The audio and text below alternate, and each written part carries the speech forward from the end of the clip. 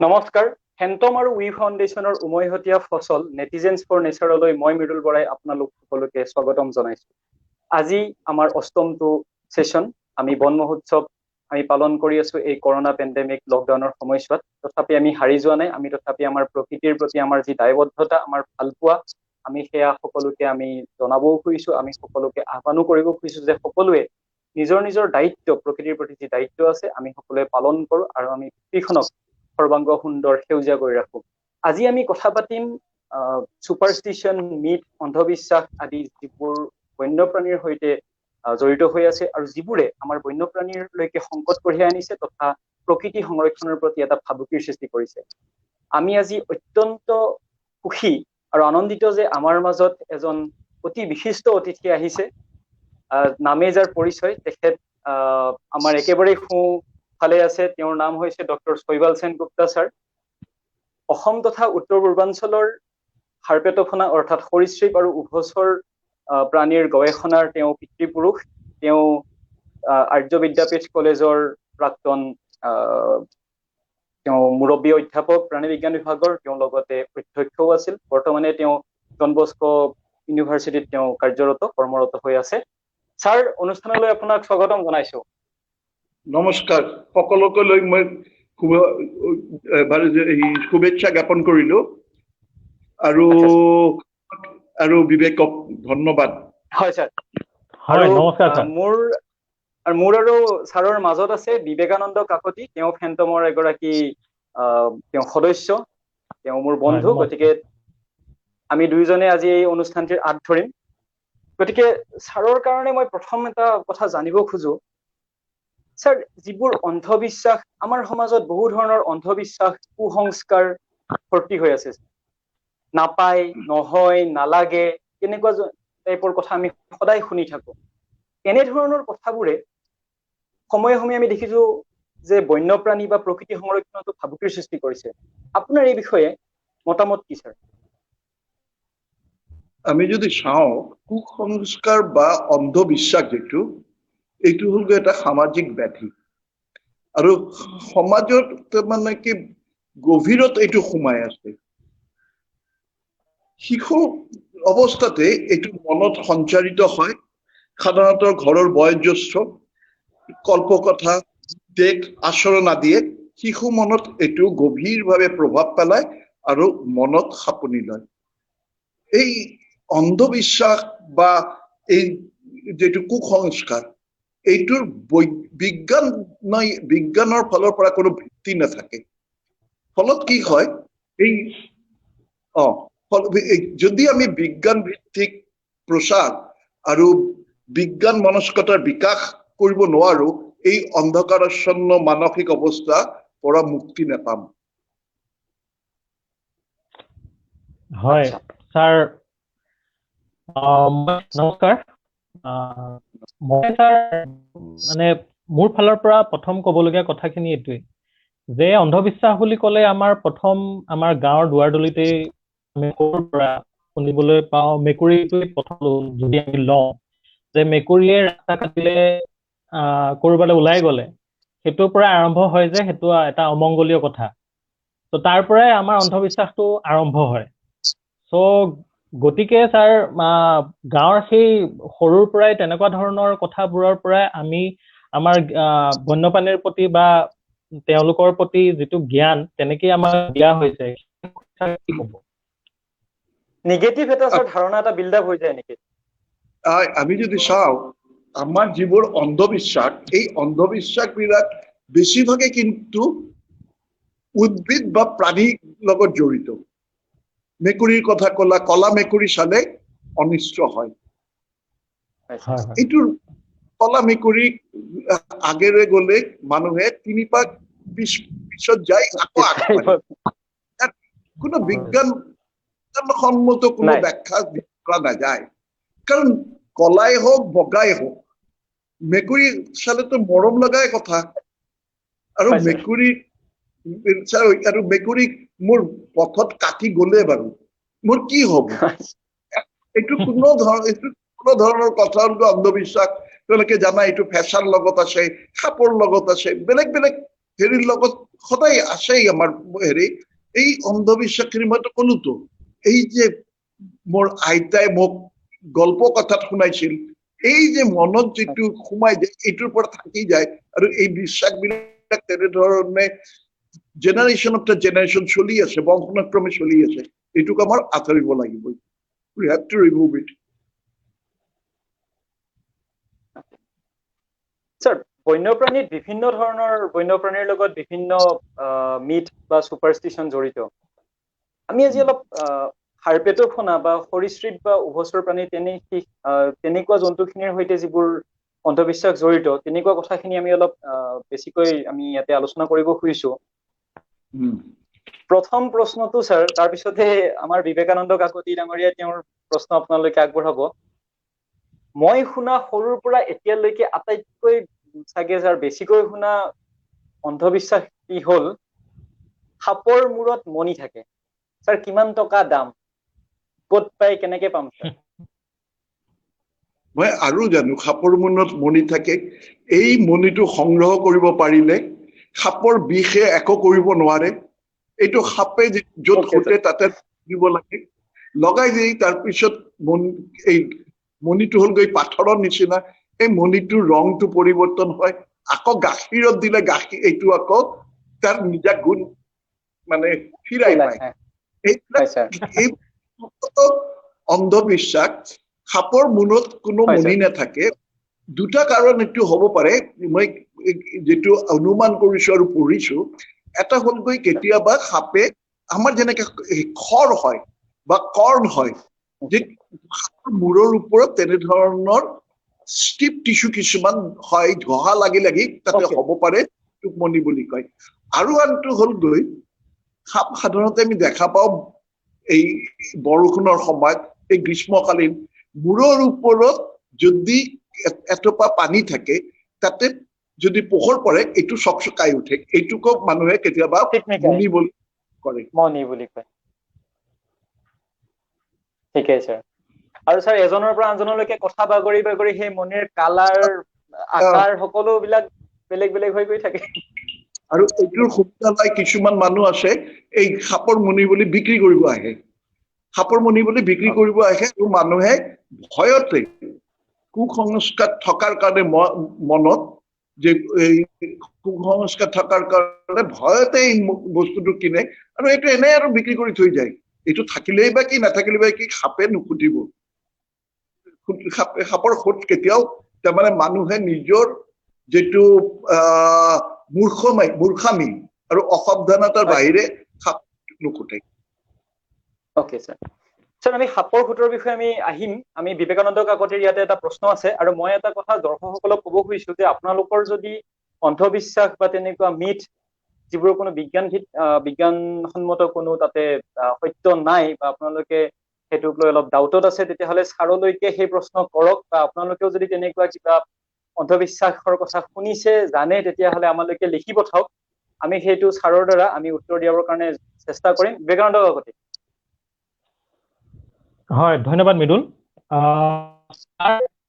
এইখিনিতে মই আপুনি যেহেতু মণি থাকিলে আপোনাৰ কেতিয়াও বিষ নালাগে বিষ নালাগা ক্ষেত্ৰত আৰু এডাল সাপৰ কথা আহে ধুৰা সাপ যে ধুৰা সাপ আমি সৰুৰ পৰা শুনিছো যে ধুৰা সাপে 3বাৰ খুটিলে যে তাৰ পাছত আৰু কোনো ধৰণৰ সাপে কেতিয়াও আপোনাক যদি খুটে আপোনাৰ কোনো পধ্যে আপোনাৰ কি কয় বিষ নালাগে আৰু সেইটো এটা কথা আৰু 2 নম্বৰ সাপ এডাল কমনলি আমাৰ প্ৰচলিত সাপ হ'ল আপোনাৰ গোৱালা সাপ যেডাল আমাৰ বেণ্ডেড বুলি কয় সেইডালৰ মানে সি ধৰক গাখীৰ খাই বুলি কয় বা তেওঁ তাৰ বুলি কয় সেইটো এটা অবাধ চলি আহিছে বুলি মই কওঁ সেইটো সম্পৰ্কে কি ক'ব স্যাৰ গোৱালা মহন্ত ডাঙৰীয়াইও কৰিছে স্যাৰ তেওঁ এইটো প্ৰশ্নই কৰিছে যে সাপৰ এই গাখীৰ খোৱা এই মিথটো বিবেকানন্দ কাকতিয়ে যিটো ক'লে প্ৰশ্ন সেইটোতে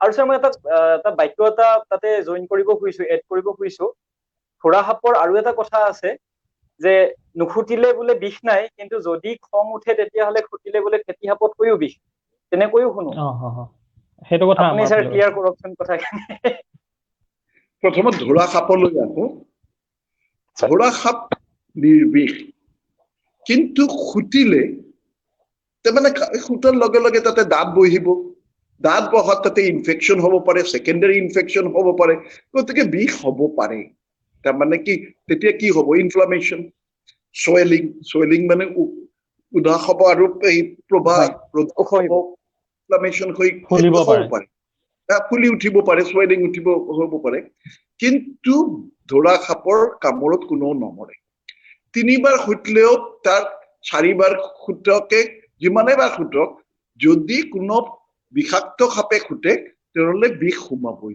কিন্তু এই ক্ষেত্ৰত এটা কথা মই কৈ ল'ব খোজো যে কিছুমান ক্ষেত্ৰত দেখা যায় কি ড্ৰাই বাইট হয় এই কথাটো কেনেকৈ আহিছে মই ভাবো যে সাপ মানুহে ভালকৈ কোনো মানুহে ভালকৈ সাপ চিনি নাপায় অকল ফেটি সাপৰ বাহিৰে গতিকে কিছুমান আছে বিষাক্ত যে বিষাক্ত সাপে কিন্তু খুটিলে সদায় কিন্তু পৰিমাণ মতে বিষ দিব নোৱাৰে গতিকে বিষ দংশনত বিষ যেতিয়া দিব নোৱাৰে অলপ দিলে মানুহজনৰ অলপ ইনফ্লামেশ্যন বা হেৰি হ'ব পাৰে আৰু লগে লগে কি হ'ব কেইদিনমান পিছত ইমিউনিটি ডেভেলপ কৰি যায় এনেধৰণে যদি ইমিউনিটি ডেভেলপ কৰে তেনেহ'লে বাকী পিছত যদি ভালকৈও খুটে তেতিয়া একো নহ'ব পাৰে কিন্তু এইটো ধৰা সাপৰ লগত কোনো সম্পৰ্ক নাই 2 নম্বৰ কথা হ'ল গৈ আপোনাৰ কৈছিল ধৰা সাপৰ কিবা এটা যে খং উঠিলে ধৰা সাপৰ খঙে উঠক নুঠক ধৰা সাপ কিন্তু ধৰা সাপে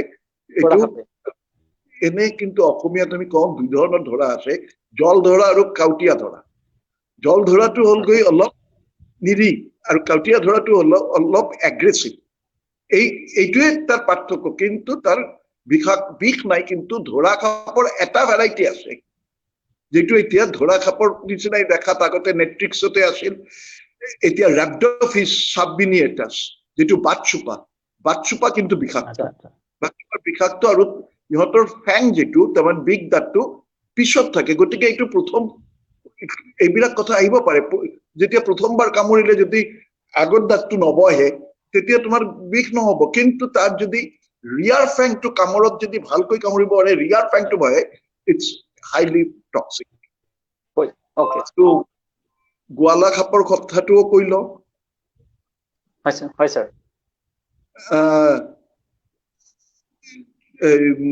গোৱালা সাপৰ ক্ষেত্ৰত গোৱালা সাপে কেতিয়াও গাখীৰ নাখায় how many minutes of snake drinking milk আচ্ছা ওকে গাখীৰ নাখায় কিন্তু গোহালি ঘৰত আন সাপ বা এই নিগুনি বিচাৰি এইবিলাক গোহালি ঘৰত যায় ইয়াৰ কাৰণে মানুহে ভাবে এইটো গোহালি ঘৰত পোৱা গৈছে মানে গাখীৰ খায় আৰু মৃত্যুৰ পৰা আৰু আমি বোলছবিত বা আমাৰ আৰু এটা পাৰ্বণ আছে যেটো হেৰি হল পূজা য'ত নাগ পঞ্চমী বুলি কয় এইটো অসমত বেছি প্ৰচলিত নহয় উত্তৰ ভাৰতত প্ৰচলিত জোৰ কৰি ধৰি গাখীৰ খুৱাই দিয়ে এই সাপটো ভক্ষণ পদ্ধতি তাৰমানে কনজাম্পচন এইটো হ'ল গৈ ইহঁতে শিকাৰ ধৰি গোটেইটো গিলি দিয়ে ইহঁতৰ কিন্তু সোহা বা চাকিং বা হেৰি একো তাৰমানে এই তোমাৰ মেকানিজমে নাই গতিকে গাখীৰ ইহঁতে খালেও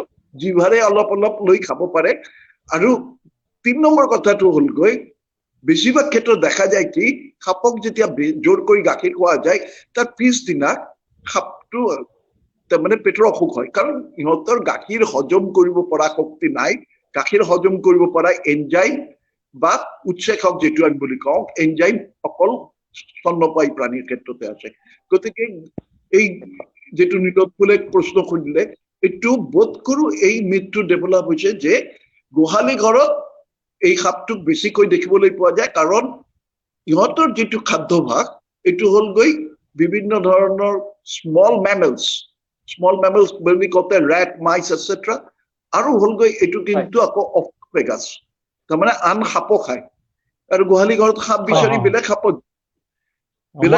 দেখিছো বাৰু গোহালি ঘৰত যায়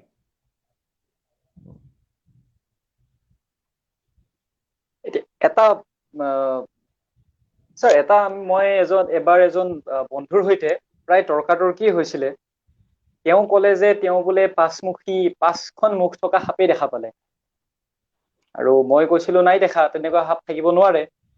আৰু অভিজিত দাস নামৰ তেওঁ গৱেষকজন, তেওঁৰ তলত কেইদিনমান কামো কৰিছিলো। তেখেতে কৈছিল যে সেইবোৰ কথা মিছা। গতিকে মই বাজি তেওঁৰ লগত লগালো। তাৰপিছত কিন্তু তেওঁ মোক কিবা কিবি এডিট কৰা ছাৰ ফটোও দিলে। তাৰপিছত আৰু মই বহুত তেনেকুৱা মানুহ লগ পালো ছাৰ। 2খন মুখো আছে ছাৰ কিছুমান সাপৰ, 5খন মুখো আছে ছাৰ, 10খন মুখৰো ছাৰ সাপৰ আহে। হোৱাটছআপ ইউনিভাৰ্চিটিত তেনেকুৱা ফটো আহি ছাৰ মাজে মাজে। এই বিষয়ে অলপ ক্লিয়াৰ কৰি দিয়কচোন, আমাৰ যিখিনি মানুহে চাই আছে, কিমান কেইখন মুখ থাকিব পাৰে এডাল সাপৰ? এটা সাপৰ সাধাৰণভাৱে এটা মুখ থাকে। দুটা থকা সাপ কিন্তু আছে, মই দেখা পাইছো। আৰু তাৰমানে মই কিন্তু জীয়া অৱস্থাত দেখা নাই, কালেকশ্যনত দেখা পাইছো, যেটা চাইতে আছে। এইটো হল মেনি সাপৰ দুটা মুখ থকা মেনি সাপ দেখা পাইছো। এতিয়া এইটো হলগৈ এটা তাৰমানে কি আমি দেখা পাইছো যে কিছুমান হেৰিৰ ক্ষেত্ৰত, মানুহৰ ক্ষেত্ৰতো হয়, দুটা মূৰ হয়, 5টা ঠেং, গৰুৰ ক্ষেত্ৰত 5টা ঠেং হয়। ঠিক হেৰি মানে সাপৰ ক্ষেত্ৰতো হয়, যে এইটো আমি জানো, এইটো ডেভেলপমেণ্টেল বায়লজিত এই যে হেৰিখিনি কেতিয়াবা এই তোমাৰ টিচুখিনি টোটাল ছেপাৰেশ্যন নকৰি অলপ ছেপাৰেশ্যন কৰি এটা অংগৰ জন্ম দিব পাৰি। গতিকে এইটো একো মানে কথা নহয়, দুটা মুখ থাকিলেও তাত সক্ৰিয় কিন্তু এটা মুখ। হয়, টিভিত দেখা ছাৰ সাপটো নাথাকে। আৰু এই যে 5মুখী সাপ, এতিয়াও মোৰ লেপটপত ছবি আছে। এই গোটেইটো হলগৈ ফটোশ্বপ কৰা, 5টা 10টাকৈ মুখ লগাই দিছে। প্ৰথমত পালো গোলাঘাটত পাইছে, তাৰপিছত পালো বোকাঘাটত পাইছে। তেনেধৰণৰ ছবি আহিল বহুত। সব মিছা কথা। মোৰ বোধেৰে এই যিটো অন্ধবিশ্বাস বা এনেকুৱা ধৰণৰ মিথ চলি আহিছে, সেই বস্তুটোৰ গুৰিটো আপোনাৰ আমাৰ যিখন মহাভাৰতত আছিলে, শিশু লীলা কৃষ্ণৰ, তাতে কালিনাগ 5মুখী বুলি কয়। তো তাৰ পৰাই মানুহৰ বিলিফটো তাৰ পৰা আহিছে, যে যেহেতু তেতিয়াও আছিলে এতিয়াও থাকিব পাৰে। সো আমাৰ ধৰ্মটো বা তেনেকুৱা জেগাটো কিছুমান বস্তুৱে আমাক কৰিব পাৰে নেকি তেনেকুৱা ধৰণৰ?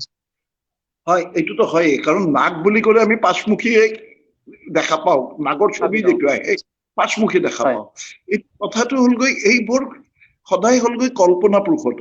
আমাৰতো পক্ষী ৰাজগড়ত ছিলো, আমাৰ গল্পত পক্ষী ৰাজগড়তে মানে এই ঘোঁৰাত দুটা পাখি আছে যে উৰি যাব পৰাকৈ।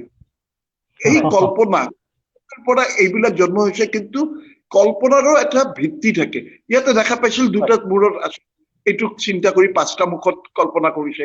ঠিক তেনেধৰণে দেখা পাইছে চৰাই যদি উৰিব পাৰে, বাদুলিও যদি উৰিব পাৰে, ঘোঁৰা খুব জোৰত দৌৰে, গতিকে উৰাই দিওঁ। তেনেধৰণৰ কথাবিলাক এইবিলাক আহিছে। ছাৰ, এতিয়া খুব এটা প্ৰচলিত বিশ্বাস, সাপ আমি ৰাতি সাপ মানে সাপ বুলি নকওঁ, আমি চাউণ্ড নকৰো, বা আমাৰ এনেকুৱা হয় যে এটা সাপ মাৰাৰ পিছত আমি ভয় কৰো যে তাৰ লগৰটো আমাক আহি পিছত আমাক মাৰিব। ছাৰ, বিশ্বাস নহয় ছাৰ সেইবোৰ কথা। এইটো এটা এক্সপ্লেনেশ্যন আপোনাৰ পৰা বিচাৰো। কথাও নহয়, সাপ কেতিয়া মানে কি কেতিয়াও শত্ৰু বিচাৰি নাহে। কিন্তু সাপ যিবোৰ থাকে এইবোৰ জেনেৰেলি কি হয়, পেয়াৰত, বহুত পেয়াৰত দেখিবলৈ পোৱা যায়। ফলত এটা সাপ মাৰাৰ পিছত বাকী পেয়াৰটো থাকি যায়। কেতিয়াবা যদি মই সন্মুখীন হওঁ বা গছকি দিওঁ, মোক কামুৰিব পাৰে। গতিকে এই সাপটো কিন্তু বিচাৰি অহা নাই।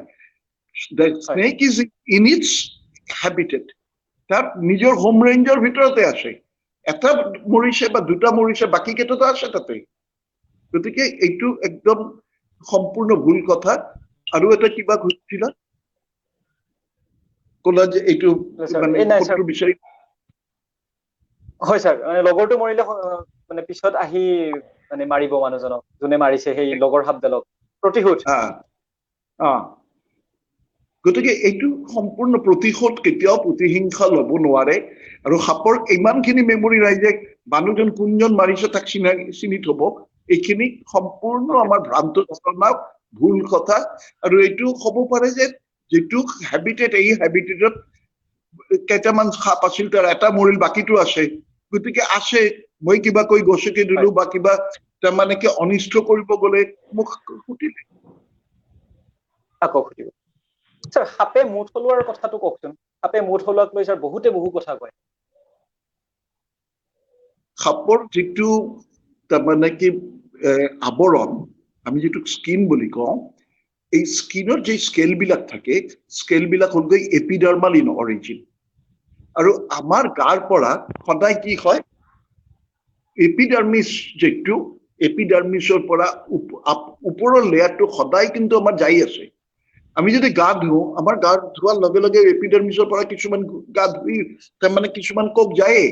ঠিক তেনেধৰণে সাপৰো তলৰ পৰা যেতিয়া নতুন নতুন কোষ সৃষ্টি হয়, ওপৰৰ কোষবিলাক হৈ পৰিব লাগে। কিন্তু ইয়াৰ ক্ষেত্ৰত দেখা যায় যে বৃদ্ধিৰ লগে লগে সিহঁতে যেতিয়া বাঢ়ে, তাত তলৰ পৰা নতুন কোষৰ সৃষ্টি হৈছে, ওপৰৰ কোষ যিটো থাকে এইটো স্কেলৰ আৱৰণৰ লগত, স্কেলটোও নাপেলায়, স্কেলৰ যিটো আৱৰণ বা বাকলিৰ যিটো আৱৰণ, আৱৰণটোৰ লগত একেলগত গোটেইখিনি মানে কি সলায়। এতিয়া হ'লগৈ যে সাপে মুঠ খোলাৰ সময়ত কি হয়, অলপ লেজি হৈ যায়। মুঠ খোলাৰ দুদিনমান আগৰ পৰা লেজি হৈ থাকে, লেথাৰ্জিক হৈ থাকে। মুঠ খোলাৰ লগে লগে তাই যেন তাৰমানে কি আকৌ নতুনকৈ এক্টিভ হৈ পৰে। সেইকাৰণে আমি ভাবো যে এই খোলাটো এটা নৱজন্ম। এইটো নৱজন্ম একো নহয়, অকল মুঠ খোলাইছে। মুঠ খোলাৰ আগত তাৰমানে তাৰ মুঠ খোলাৰ সময়ত দেখা পাবা তুমি চকুৰ ওপৰত এটা আস্তৰণ, যিটো চকুৰ যিটো স্কিন, এইটোও একেলগত সলাই দিয়ে। তেতিয়া এইটো ট্ৰান্সপাৰেণ্ট নহয়, দেখা গতিকে লেথাৰ্জিক হৈ মুভমেণ্টটো কম থাকে। কিন্তু মুঠ খোলাৰ লগে লগে আকৌ ভালকৈ দেখা পায় আৰু এক্টিভ হৈ পৰে।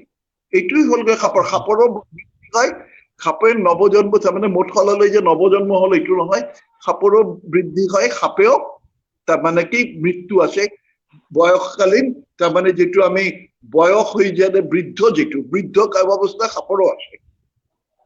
সকলো প্ৰাণীৰ জীৱন চক্ৰৰ একে হেৰি চলি থাকে। মানে কি জন্মৰ পৰা কেঁচুৱা অৱস্থা, পূৰ্ণাংগ অৱস্থা, active state, last state, just senescence and death. Vivekananda Kakati, আপোনাৰ যদি সাপ ৰিলেটেড যদি কুৱেশ্যন আছে তেতিয়াহ'লে আপুনি কৰিব পাৰে। আমাৰ তাতে তাৰমানে কিছু প্ৰশ্ন জমা হৈছে, মই সেইখিনি সুধিম। সাপ ৰিলেটেড হয়, সাপ ৰিলেটেড মোৰ গোটেইখিনি কথা শুনিলো ছাৰৰ পৰা। আমি বিভিন্ন কেইটা সাপৰ কথা ওলালে, কিন্তু সাপক লৈ পেলাই আটাইতকৈ মাৰাত্মক যিটো এটা ভাবুকি, সেইটো হ'ল যে সকলোবোৰ সাপেই বিষাক্ত। সেই বস্তুটোৱে আটাইতকৈ ডাঙৰ মানে এটা মিথ। আৰু সেই বস্তুটো মই নিজে গাঁৱৰ পৰা বিলং কৰো, গতিকে মই গাঁৱৰ মানুহক বুজাই তত নেপাওঁ।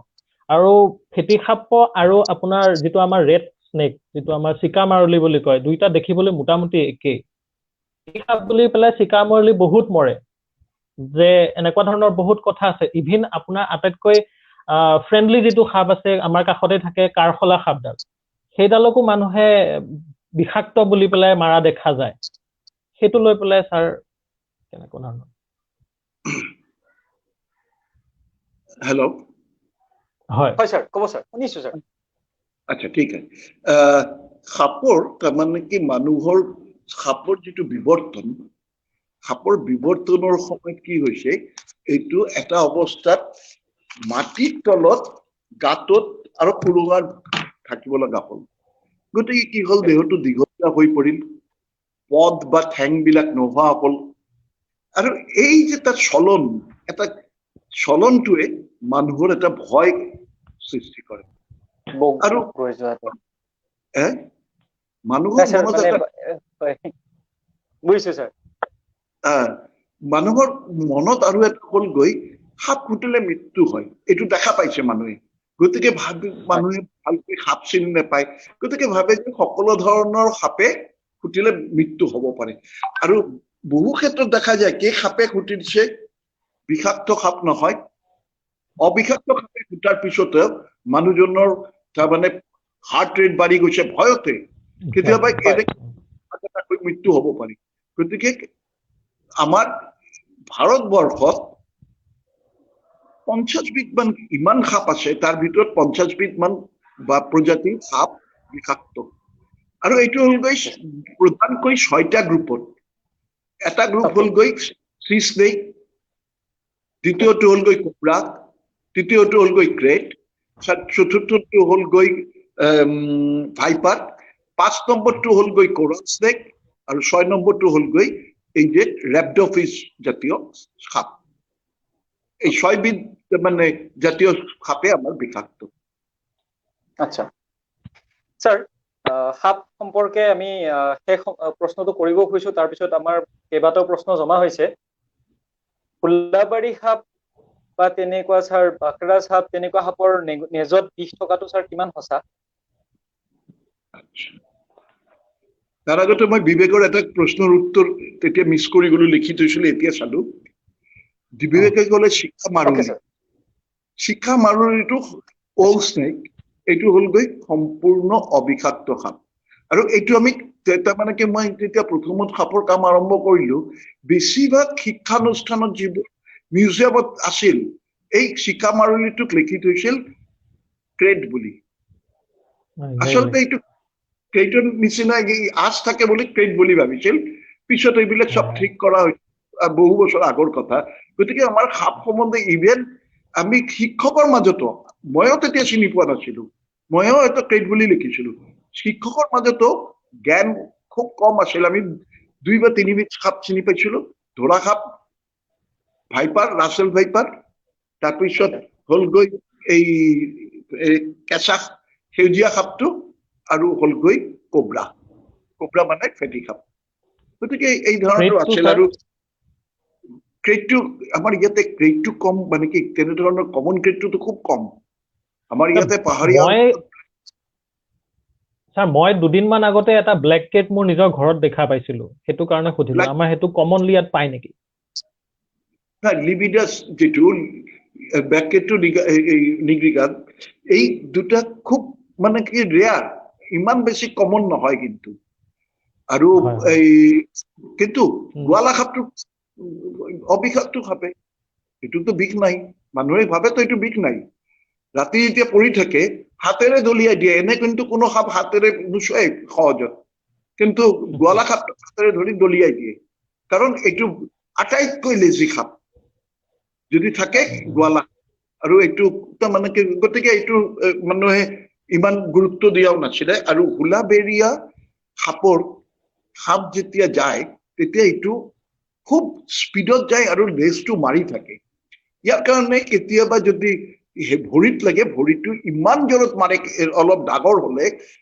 এইটো ইমান জোৰত ভৰি ফাটি যাব পাৰে এনে ক্ষেত্ৰত কি হয় মানুহে ভাবে তাতে বিষ টাইট আছে কিন্তু জুলজি বা জুলজি যিবিলাক ষ্টুডেণ্ট এইবিলাকে চাইছে এই হুলাবেৰিয়া যেটো ৰেড স্নেক বুলি কওঁ বা বাইৰস হ'লগৈ তোমাৰ হেৰি ধূপপেটি এই আপাৰেশ্বৰ বাইৰস নহয়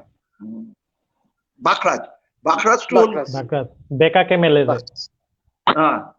এই দুটাই কিন্তু তোমাৰ ৰেড স্নেক গোত্ৰীয় প্ৰায় আৰু এই দুটাৰে কোনো ধৰণৰ নেজত কাইট নাথাকে কাৰণ কিন্তু এককৈ টায়াস যেটো আমি হুলাবেৰিয়া বা বাইৰস বুলি কওঁ বাইৰস বা বাৰীৰখীয়া এইটো বিৰাট জোৰত যায়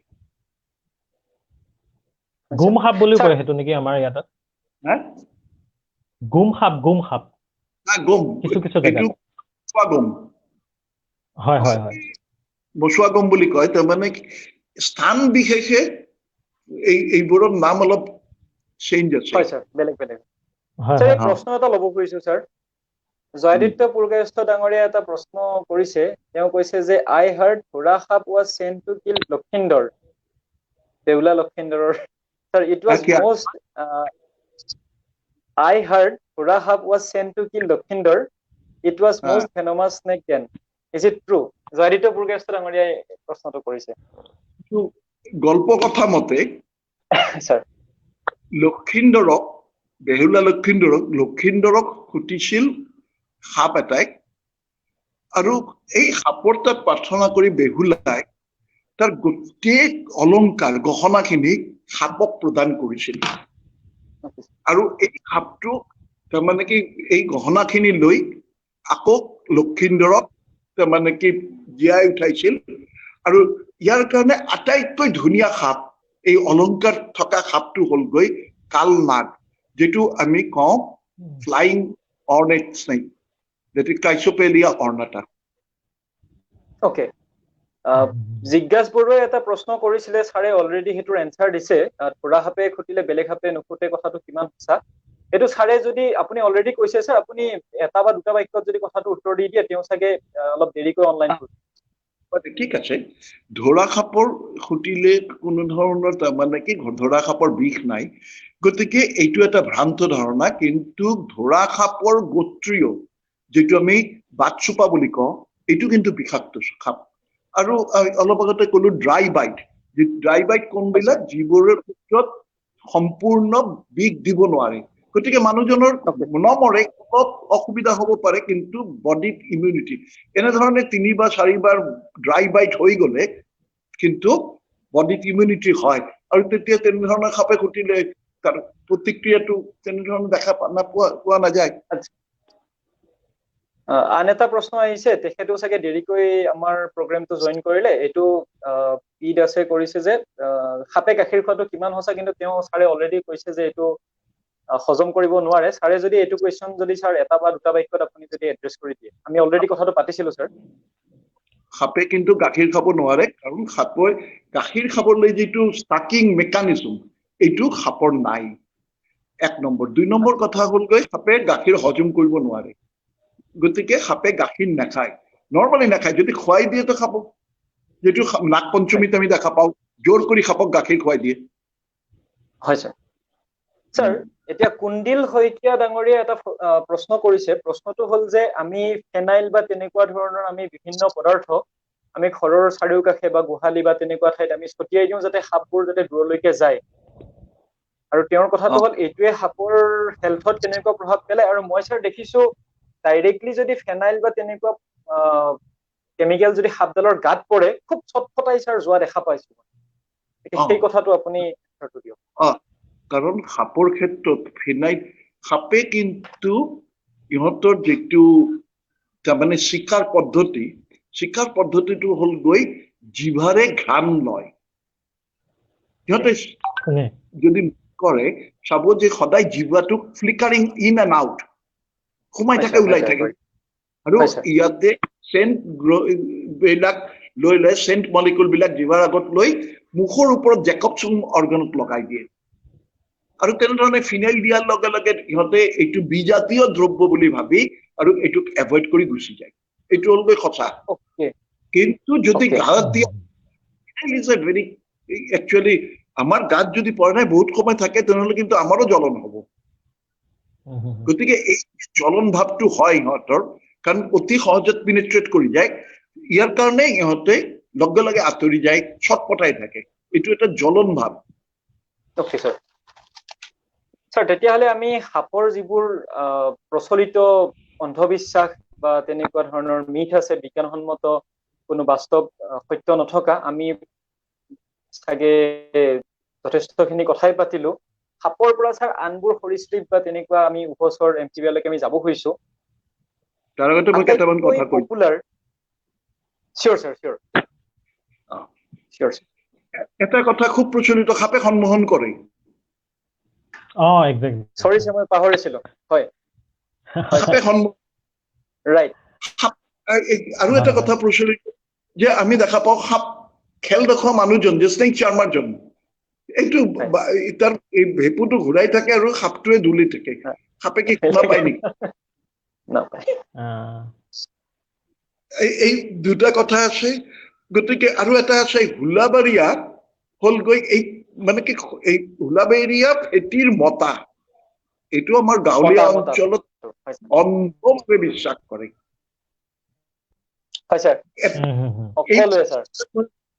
কৈ দিওঁ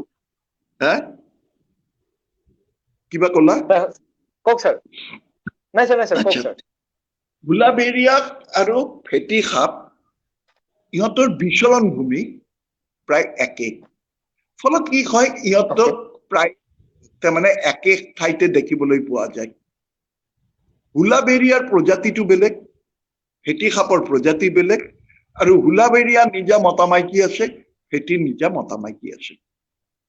2 নম্বৰ কথা হ'ল গৈ সাপৰ কৰ্ণ নাই, সাপ পদহীন, চকু পতাহীন, তাৰমানে আইলিড নাই আৰু কৰ্ণহীন, তিনিটা বস্তু সিহঁতৰ নাথাকে। ফলত কি হয়, সাপে শুনা নাপায় কিন্তু সাপে দেখা পায়। কেতিয়াও এই যে সাপ খেল দেখুওৱা মানুহজনে কেতিয়াও কিন্তু বজাই থাকোতে একে ঠাইত নাথাকে, এই হেৰিটো তাৰমানে এই ফ্লুটটোক লৰাই থাকে, তাৰমানে এইটো চাইয়ে সাপটো লৰি থাকে। কিন্তু সাপে শুনা নাপালেও সাপে কিন্তু অনুভৱ কৰিব পাৰে যেতিয়া ভাইব্ৰেশ্যন মাটিত হয়, কাৰণ বুকুৰ ফালে থকা যিবিলাক বাকলিৰ জৰিয়তে লয়। আৰু মই এইমাত্ৰ কলো সাপৰ চকু পতা নাথাকে। আগতে কৈছিল এনেকে কৈ সাপে চাই থাকিলে একে ৰাহে চাই থাকিব লাগে, তাৰমানে লৰচৰ নকৰাকৈ নাথাকিলেই সাপে গুচি যাব, কাৰণ সাপৰ চকু পতা নাই, গতিকে এক স্থিৰ দৃষ্টিত থাকিবই লাগিব, চকুটো পতাই নাই। চ' দে কেনট ব্লিং দ্য আই। গতিকে ইয়াৰ কাৰণে ফোন কৰা বুলি ভাবে মানুহে, একে ব্লিং নকৰা চকু পতা নামাৰাকৈ এনে চাই থকাৰ কাৰণে। Yes Mridul, please continue. আচ্ছা, আমি স্যাৰ এতিয়া সাপৰ কেনেকে সাপে খুটিলে কি কৰিব লাগে বা সেইখিনি কথা আমি পাতিম, কিন্তু আমি তাৰ আগতে আমি অন্ধবিশ্বাসখিনিৰ ওপৰত আৰু আমি 10-15 মিনিট কথা পাতিব খুজিছো। আৰু আমাৰ মাজত আৰু এগৰাকী অতিথিয়ে কিছু সময় পিছতে আহি আমাক জইন কৰিব। তেখেত হৈছে ডক্টৰ জয়ন্ত কুমাৰ ৰয়। তেওঁ এমফিবিয়াৰ ওপৰত গৱেষণা কৰে, গতিকে উভচৰ প্ৰাণীৰ ওপৰত তেওঁ আজি আমাৰ মাজত আহিব। আৰু আহি আমি তেওঁৰ পৰাও জানিব খুজিম আমাৰ কিমান ধৰণৰ প্ৰজাতি আছে, কিয় আমি সেই এমফিবিয়া আমি সংৰক্ষণৰ কাৰণে চেষ্টা কৰিব লাগে। গতিকে ছাৰ, ভাৰতত চাগে আটাইতকৈ এটা জনবহুল প্ৰচাৰিত অন্ধবিশ্বাস কি হ'ল ভেকুলীৰ বিয়া। আৰু তেনেকুৱা এটা প্ৰশ্ন অলৰেডি আমাৰ মাজত আহিছে, সৃষ্টি বছৰো কৰিছে সেই প্ৰশ্নটোৱে। ভেকুলীৰ বিয়া ছাৰ, বৰষুণ নহলে ভেকুলীৰ বিয়া পাতি দিলে কেনেকুৱা হব? সেই বিষয়ে আপোনাৰ মতামতটো কি ছাৰ? মতামত মই কওঁ, ভেকুলী এনেধৰণৰ এটা প্ৰাণী যিটোক লৈ পৌৰাণিক কিছুমান গ্ৰন্থত, আনকি গীতাতো ইয়াত সম্বন্ধে আলোচনা কৰিছে। আৰু ভেকুলীক সদায় বৰষুণৰ লগত তাৰমানে কি ৰিলেট কৰি থৈছে, ৰিজাই থৈছে। এইটো গীতাতে হওক, গীতাত এটা তাৰমানে কি ভগৱত গীতাৰ এটা পাৰ্টত এইটো এটা শ্লোকে আছে ভেকুলীৰ ওপৰত। আৰু বৰুণ ঋষি কৈছে যে এসময়ত ভেকুলীৰ ৰূপ লৈছিল। গতিকে সদায় আমি দেখা পাওঁ যে আনকি শংকৰদেৱৰ ৰচনাতো ভেকুলী কেতিয়া মাতে? বৰষুণ দিলে মাতে। বৰষুণ কেতিয়া হয়? ভেকুলী যেতিয়া মাতে।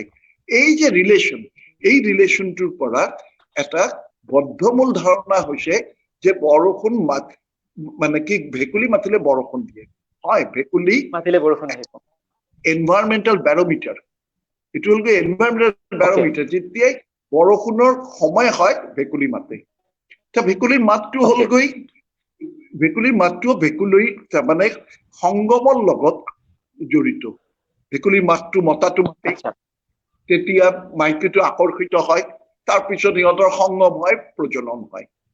এতিয়া ইয়াৰ কাৰণে মানুহে যেতিয়া বৰষুণ নহয়, ভেকুলীক নামাতা ভেকুলীটোকো ধৰি আনি জোৰ কৰি বিয়া দি দিয়ে যে যদি ইয়াৰ কাৰণে বৰষুণ হয়।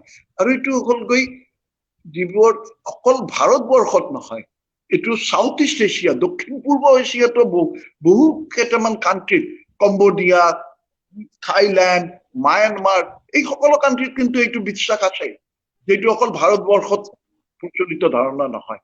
যে এইটো এগ্ৰিয়ান কমিটি যে এগ্ৰিকালচাৰ কৰে, সিহঁতৰ বদ্ধ ধাৰণা যে ভেকুলী বৰষুণৰ লগত মানে ভগৱানে সৃষ্টি কৰিছে আৰু ইয়াত বিয়া দিলে বৰষুণ হ'ব। কিন্তু এইটোৰ কোনো বৈজ্ঞানিক ব্যাখ্যা নাই। এটাই বৈজ্ঞানিক ব্যাখ্যা যে ভেকুলী যেতিয়া মাতে তেতিয়া বৰষুণ হয়, কাৰণ ভেকুলী পৰিৱেশৰ এটা বেৰোমিটাৰ হিচাপত থাকে। বিবেকানন্দ কাকতি, আপোনাৰ প্ৰশ্ন আছে নেকি ছাৰলৈকে? হয়, মই যেহেতু বেলেগবোৰ জন্তুৰলৈকে আহিছে অন্ধবিশ্বাসটো, তাতে মই এটা ক'ব খুজিছো যে মই সদায় বন্যপ্ৰাণী বুলি ক'লে মানুহে নিজৰ ঘৰৰ ওচৰত থকা প্ৰাণীবোৰ সচৰাচৰ নেভাবে সেইবোৰ বন্যপ্ৰাণী বুলি। কিন্তু তাৰে বহুত এনেকুৱা বন্যপ্ৰাণী আছে যিবোৰক লৈ পেলাই কিছুমান এনেকুৱা ধাৰণা আছে। আমি সৰুৰ পৰা শুনি আহিছো বা তেনেকুৱা ধৰণৰ মানে কথা কিছুমান আছে যে ফেঁচাটোক লৈ পেলাই বহুত এনেকুৱা ধৰণৰ কথা আছে য'ত ধৰক কিছুমান ফেঁচা আছে ধৰক উৰুলি দিলে কাৰোবাৰ ধৰক আমাৰ যিটো Yeah. তুলনি হয় বুলি কয় আপোনাৰ ছোৱালী হেৰি হয় বা কেতিয়াবা ৰাতি ফেঁচাই নিউ বুলি মাতে তেতিয়া ধৰক ফেঁচাই কোনোবা মানুহ মৰিব বুলি কয় বা লক্ষী ফেঁচা আছে যি ঘৰৰ মুধত পৰিলে মানে মংগল আহিব বুলি কয় তেনেকুৱা বহুত ধৰণৰ কথা আছে সেই সম্পৰ্কে ছাৰ কি ক'ব? আজি এইটো অনুষ্ঠান আছে বুলি মই নীলোৎপলৰ লগত এই ফেঁচা সম্বন্ধে অলপ আলোচনা কৰিছিলো। আচ্ছা যে স্যাৰ। আমাৰ ইয়াতে বহু প্ৰজাতিৰ ফেঁচা আছে। এই ফেঁচাত যোৱাৰ আগত দুটামান হেৰি কওঁ যিটো মানুহে নিজে শুনা পায় নিজে দেখা পায়। প্ৰতিটো ভেকুলীৰ মাত বেলেগ, মানুহে দেখাই পায়। যিটো পাত বেংটোৰ মাতটোৰ বেলেগ, যিটো আমাৰ বামন ভেকুলীৰ মাতটো বেলেগ। ঠিক তেনেধৰণে আমাৰ বামুণ ভেকুলীৰ জাত আছে যিটো জাৰ্ডনছ বুল ফ্ৰগ বুলি কয়, এইটোৰ মাতটো কিন্তু ছাগলীৰ নিচিনা। আমাৰ বামন ভেকুলীটোৰ মাতটো হ'ল গৈ গৰুৰ যিটো হেৰি মাতটোৰ নিচিনা। গতিকে প্ৰতিটো প্ৰজাতিৰ নিজা নিজা মাত আছে। এই মাতৰ জৰিয়তে বিশেষকৈ দেখা পায় এই উভচৰ প্ৰাণীত ভেকুলীত আৰু চৰাইৰ ক্ষেত্ৰত। গতিকে চৰাইৰ ক্ষেত্ৰত যিটো মাত এইটো সিহঁতৰ নিজা একটা প্ৰজাতিৰ মাত। এই মাতটো বিশেষকৈ কাৰণ এই মাতবিলাক যেহেতু এই উৰুলি দিয়া মাত বা মিউ মাত, এই মাতবিলাক যেহেতু গোটেই বছৰটোতে দেখা পায়, গতিকে এইবোৰ বোধকৰো নিজৰ কল, এইটো হ'লগৈ টেৰিটৰিয়েল মাৰ্কিং কল। গতিকে এই মাতটো সাধাৰণ মাত।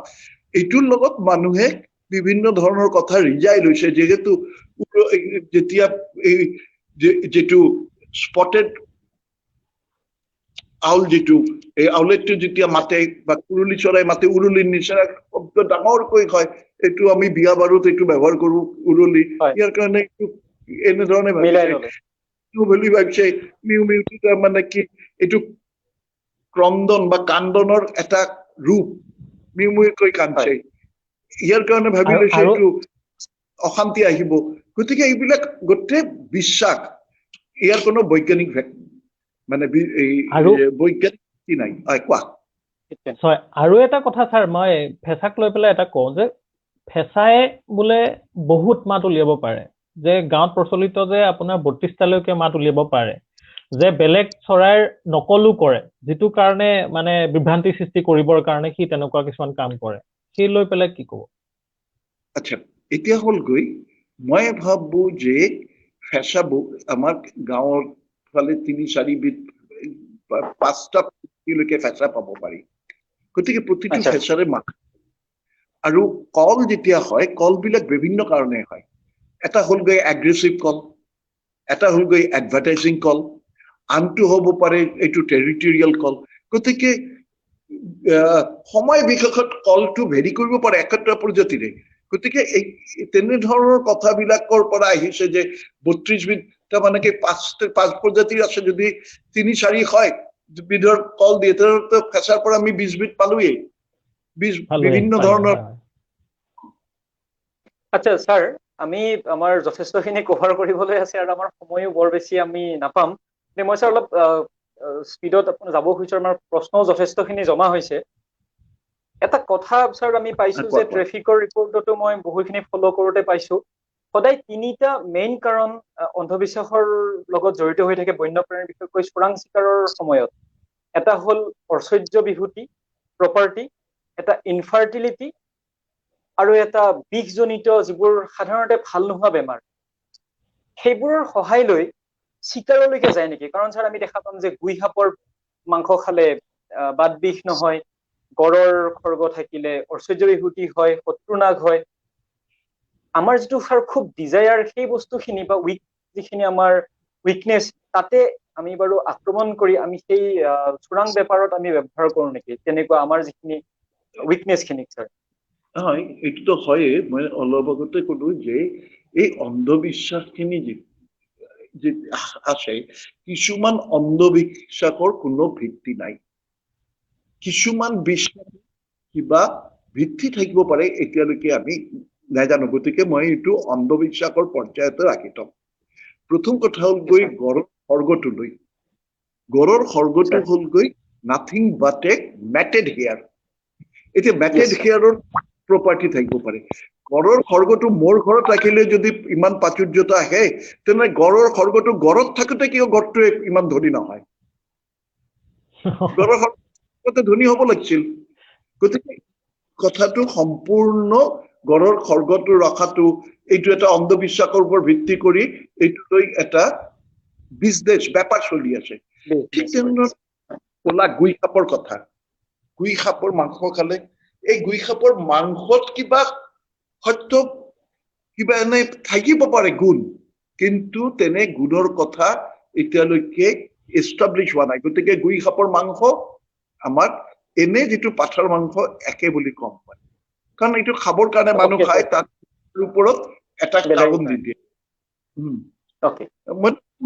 ভেকুলীত কিমান আছে তুমি জানা ভেকুলী অৰুণাচলত এই ধাৰণা আছে যে হেৰি ভেকুলী খালে তোমাৰ এই যেটো আমাৰ বামুণ ভেকুলা খালে তোমাৰ গাত ভেকুলীৰ মাংস হাত জোৰা লগাত সহায় কৰে ভেকুলী এই পিত্তথলী যেটো তোমাৰ টুক ভেকুলীৰ পিত্তথলী ইহঁতে ব্যৱহাৰ কৰে যেতিয়া কাইট ভৰিত কাইট ফুটাৰ লগে লগে কাইটটো লোৱাৰ আগতে পিত্তথলীটো দি পিত্তটো তাতে লগাই থয় যাতে মাংসখিনি অলপ নৰম হয় কাইটটো ওলাই আনিব পাৰে গতিকে এনেধৰণে ব্যৱহাৰ আছেই স্কিন ভেকুলীৰ স্কিনটো পুৰা বা বাৰ্নিং হলে তাৰ ওপৰত লগাই থয় গতিকে কিন্তু এইবিলাকৰ কোনো বৈজ্ঞানিক ভিত্তি এতিয়ালৈকে নাই এইটো এটা প্ৰচলিত ধাৰণা প্ৰচলিত কাষ্টম মোৰ ওপৰত চলি আছে বিবেকানন্দ কাকতি কিবা প্ৰশ্ন আছে যদি আপুনি হয় স্যাৰ গড়ৰ কথা যেহেতু ওলালে গড়ৰ খৰ্গৰ কথা মই মোৰ মনত এটা কথা আহিছে যে আগৰ দিনত মানে যিসকল আমাৰ জমিদাৰসকল আছিলে বা যিসকল ধনী মানুহ আছিলে তেওঁলোকে নিজৰ আভিজাত্য দেখুৱাবৰ কাৰণে হৰিণাৰ মূৰটো বা আপোনাৰ বাঘৰ মূৰটো আনি পেলাই ঘৰত ওলমাই থয় দেখিবলৈ এতিয়াও হয়তো কিছুমান পুৰণা দিনৰ মানুহৰ ঘৰত তেনেকুৱা বস্তু দেখিবলৈ পোৱা যায় বা ঠিক তেনেধৰণে মানে অভিজাত দেখুৱাবৰ কাৰণেই হওক বা কিছুমান মিথৰ কাৰণেই হওক মহৰ শিঙৰ ফণীয়েদি চুলি আঁচুৰিলে আপোনাৰ চুলি দীৰ্ঘায়ু হয় বুলি কয় বা হাতীৰ দাঁতৰ কিছুমান তেনেকুৱা ধৰণৰ বস্তু আছে লকেট পিন্ধে বাঘৰ দাঁতৰ মানে লকেট পিন্ধিলে নিজকে বীৰ বুলি ক'বলৈ বিচাৰে মানুহে বা বন গাহৰিৰ দাঁত মানে পিন্ধিলে বা গাত লগালে কৰবাত সেইটো এটা কিবা ধৰণৰ কথা হ'ব পাৰে তো তেনেকুৱা ধৰণৰ কিছুমান মিথ বহুত আছে বা মই মিথ বুলি এইটো কাৰণে কৈছো যে মই নিজে বিশ্বাস নকৰো বা তেওঁলোকে কিছুমান ক্ষেত্ৰত অতীজতে তেনেকুৱা কাম কৰিছিলে যিবোৰ কাম ধৰক তেওঁলোকে নিজৰ আভিজাত্যটো দেখুৱাবৰ কাৰণেহে কৰিছিলে কিন্তু আজিও কিছুমান মানুহৰ ঘৰত সেই বস্তুটো এতিয়াও প্ৰচলিত হৈ আছে সেই বস্তুটো ৰখাবৰ কাৰণে কেনেকুৱা ধৰণৰ কি কৰিব পৰা যায় বা আপুনি কি ক'ব তেনেকুৱা ক্ষেত্ৰত কুসংস্কাৰ যদি আমাৰ আঁতৰাব লাগে প্ৰধান কথাটো যেটো হ'ল এইটো হ'ল গৈ শিক্ষাৰ মান উন্নত কৰিব লাগিব এক নম্বৰ দুই নম্বৰ কথা হ'ল গৈ আমাৰ যেটো ডেভেলপমেন্ট যে এইবোৰ বেছি প্ৰচলিত হ'ল গৈ য'ত ডেভেলপমেন্ট যাই এতিয়ালৈকে পোৱা নাই 3 নম্বৰটো হ'ল গৈ হেলথ কেয়াৰ কিন্তু কৰিব লাগিব ডেভেলপমেন্টৰ আন এটা হ'ল গৈ হেলথ কেয়াৰ আৰু 4 নম্বৰ হ'ল গৈ আমি এৱাৰনেছ কেম্পেইন চলাব লাগিব য'ত এই ধৰণৰ বস্তুবোৰ আহে বিশেষকৈ ওঝা মানুহৰ ভিতৰত অলপ প্ৰভাৱশালী ব্যক্তি এই ব্যক্তিখিনিক লৈয়ে আমাৰ এই প্ৰচাৰবিলাক চলাব লাগিব তেনেহ'লে আমাৰ কিন্তু লাভ হ'ব পাৰে আচ্ছা স্যাৰ মই এইখিনিতে আমাৰ অতিথিজনক আমি স্বাগতম জনাব খুজিছো এখেত ডক্টৰ জয়ন্ত ৰয় দাদা স্বাগতম নেটিজেন্স ফৰ নেচাৰলৈ হা আচ্ছা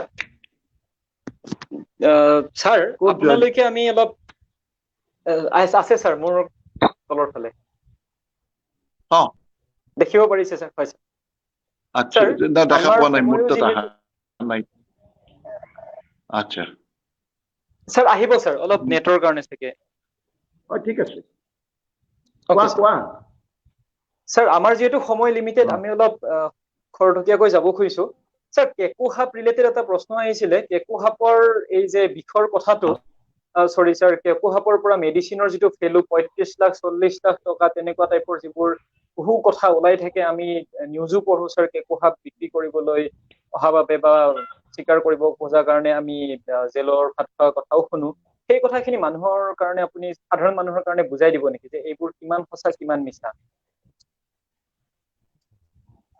সম্পূৰ্ণ মিছা কেকু সাপ যোনে কোনোবাই 5,000 টকা পোৱা মানুহ মোক যদি আহিব পাৰে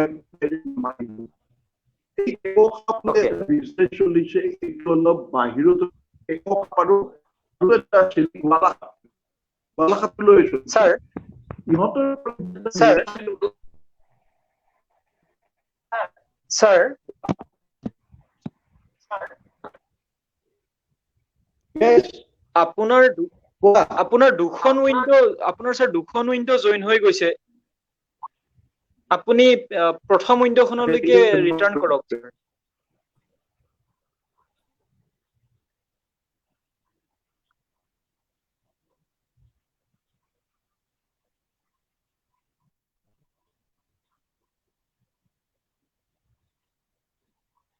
আপুনি শুনিব পাৰিছে স্যাৰ মোক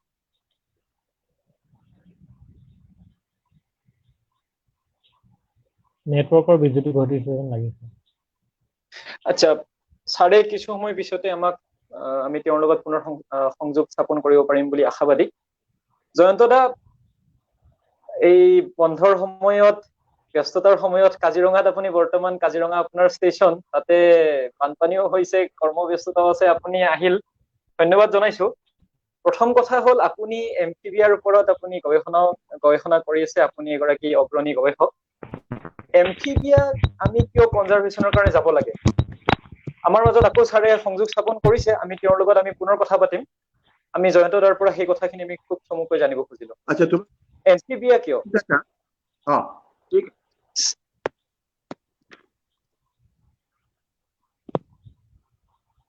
জয়ন্ত দা আপোনাৰ ভইচ জয়ন্ত দা মিউট হৈ আছে আপুনি মিউট হৈ আছে কিজানি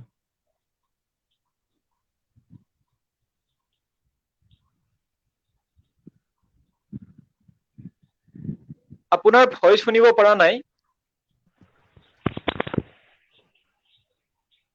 আপোনাৰ হেডফোনৰ অসুবিধা হ'ব পাৰে আচ্ছা আমি জয়ন্ত ৰয়ৰ লগত আমি অতি শীঘ্ৰে আমি সংযোগ স্থাপন কৰিম স্যাৰ কেকু সাপৰ কথাটো আপোনাক সুধিছিলো কেকু সাপৰ এই যে বহু লাখ টকাৰ কথা যে কয় সেই বিষয়ে আপুনি স্যাৰ খুব চমুকৈ কথাখিনি কওক আচ্ছা কেকু সাপত মানে শুনা মতে এইটো বাহিৰত থাইলেণ্ড আৰু এই ছিংগাপুৰলৈ এইটো চালান হৈছিল এইটোৰ পৰা কিবা ঔষধ ওলাবৰ কাৰণে কিন্তু সাপ গোটেই ভাৰতবৰ্ষ জুৰি পায় অকল অসমৰ কেকু সাপৰ ওপৰতে কিয় চকু পৰিল এক নম্বৰ দুই নম্বৰ কথা হ'ল কেকু সাপ লৈ যিটো বিজনেছ এইটো কৈছিল প্ৰথমত 5 লাখ টকা দিম 8 লাখ টকা দিম মই জানো এনেকা লৈ গৈছে লৈ যোৱাৰ পিছত কৈছে এইটো এই প্ৰপাৰ চাইজৰ নহয় গতিকে আপোনাক টকা নিদিওঁ আপুনি লৈ যাওক লৈ যোৱাৰ তেতিয়া যি পাইছে 1000 2000 যি পাইছে তাতে দি গুচি আহিছে এইটো হৈছিল আচল কিন্তু কেকু সাপৰ কিন্তু কোনো ধৰণৰ তেনেধৰণৰ এতিয়াও এই বিজ্ঞানসন্মত কিবা তোমাৰ ঔষধৰ প্ৰয়োগ বা ঔষধ আৱিষ্কাৰ এতিয়ালৈকে হোৱা নাই গতিকে কেকু সাপৰ এই কথাটো এটা চলিলে এতিয়া কিন্তু বন্ধ হৈছে বহুতখিনি বন্ধ হৈছে এইটো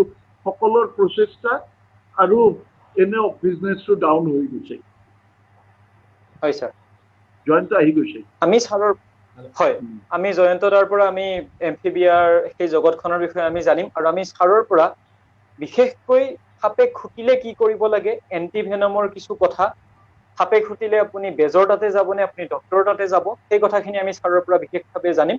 প্ৰথম প্ৰশ্নটো মই জয়ন্ত দাক কৰিব খুজিছো, এমফিবিয়া কিয় আমাৰ কাৰণে দৰকাৰ, আপুনি কিয় গৱেষণা কৰি আছে? বেলেগ কিয় নহয়, বাঘ কিয় নহয়, হাতী কিয় নহয়, এমফিবিয়া কিয়? জয়ন্ত দা। এতিয়া শুনা পাইছা মৃদুল?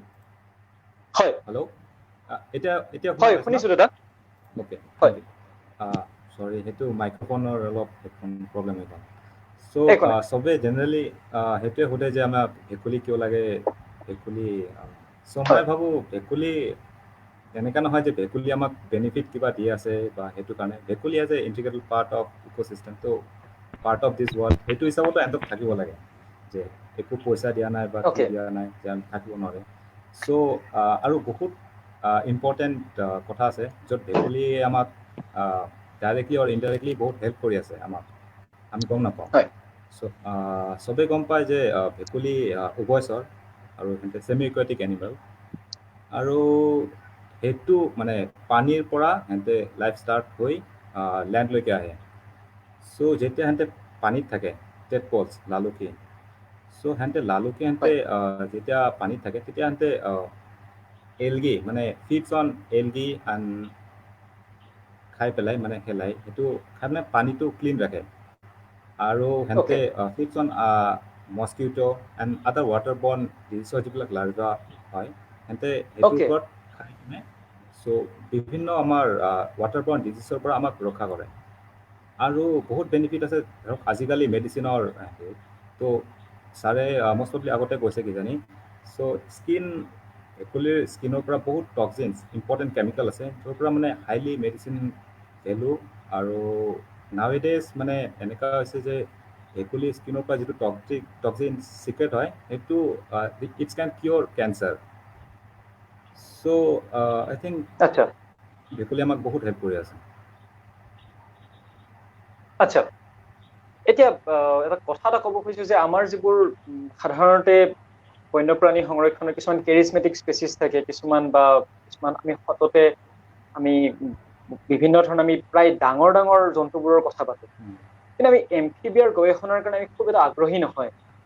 এমফিবিয়াৰ সেই নেগলিজেন্সটো কিয়? আমি সেই কথাটো বুজি পোৱা নাই, আমি সেইটো কাৰ ভুল, বা আমি কেনেকৈ সেই বস্তুটো আমি কেনেকৈ গ্ৰ' কৰিব পাৰোঁ, আমি কেনেকৈ সেইটো বস্তু বঢ়াব পাৰোঁ, ইণ্টাৰেষ্ট কেনেকৈ আমি বঢ়াব পাৰোঁ? জয়ন্ত দা। একচুৱেলিটো ইণ্টাৰেষ্ট হ'ল কাৰণ ভেকুলী এটা হ'লতো ৰাতি ওলায়, মই যিটো ভাবোঁ।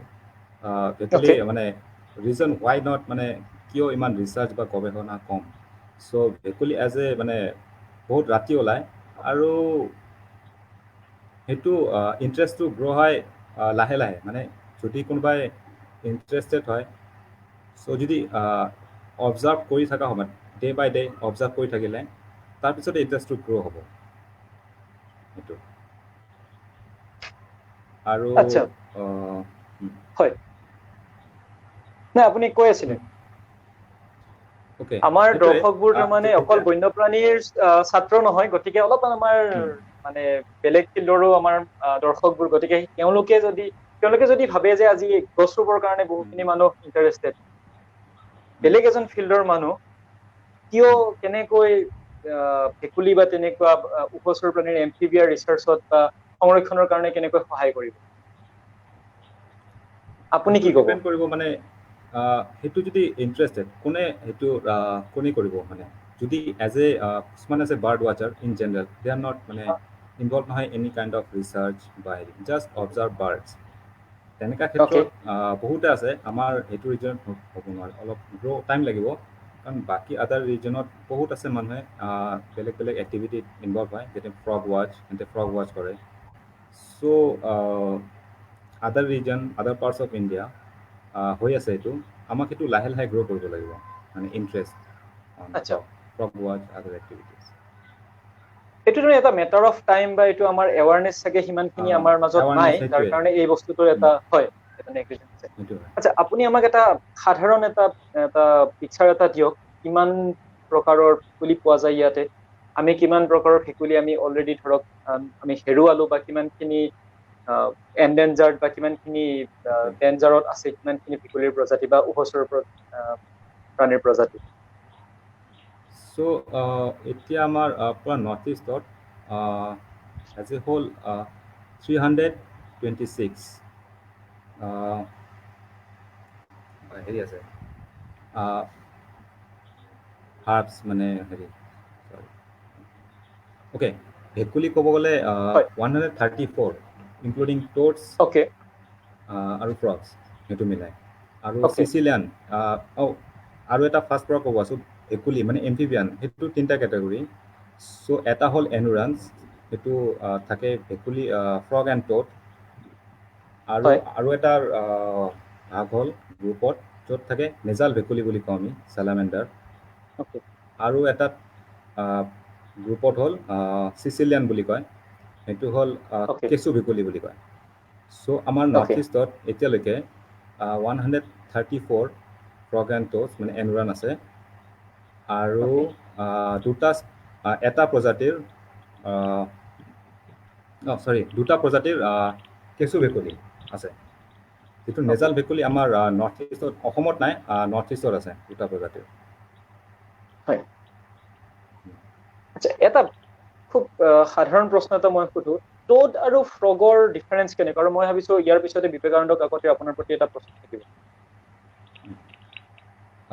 জেনেৰেলি টোড যিবিলাক সেইবিলাক আৰু যিমান পাৰে চুক আপুনি ভেকুলী বুলি কয় কথাটো সাধাৰণ আমাৰ দৰ্শকৰ কাৰণে বুজাই দিয়াকৈ কওক চুক হয়। ফ্ৰগৰ বডিটো বহুত স্মুথ হয় ওকে আৰু টোডৰ সেইটো স্মুথ নহয় ৰাফ আৰু ওকে টোডৰ পেৰটিক গ্লেণ্ড থাকে মানে হেণ্টৰ ওপৰত হয় ফ্ৰগত সেইটো পেৰটিক গ্লেণ্ড সেইটো নাথাকে আচ্ছা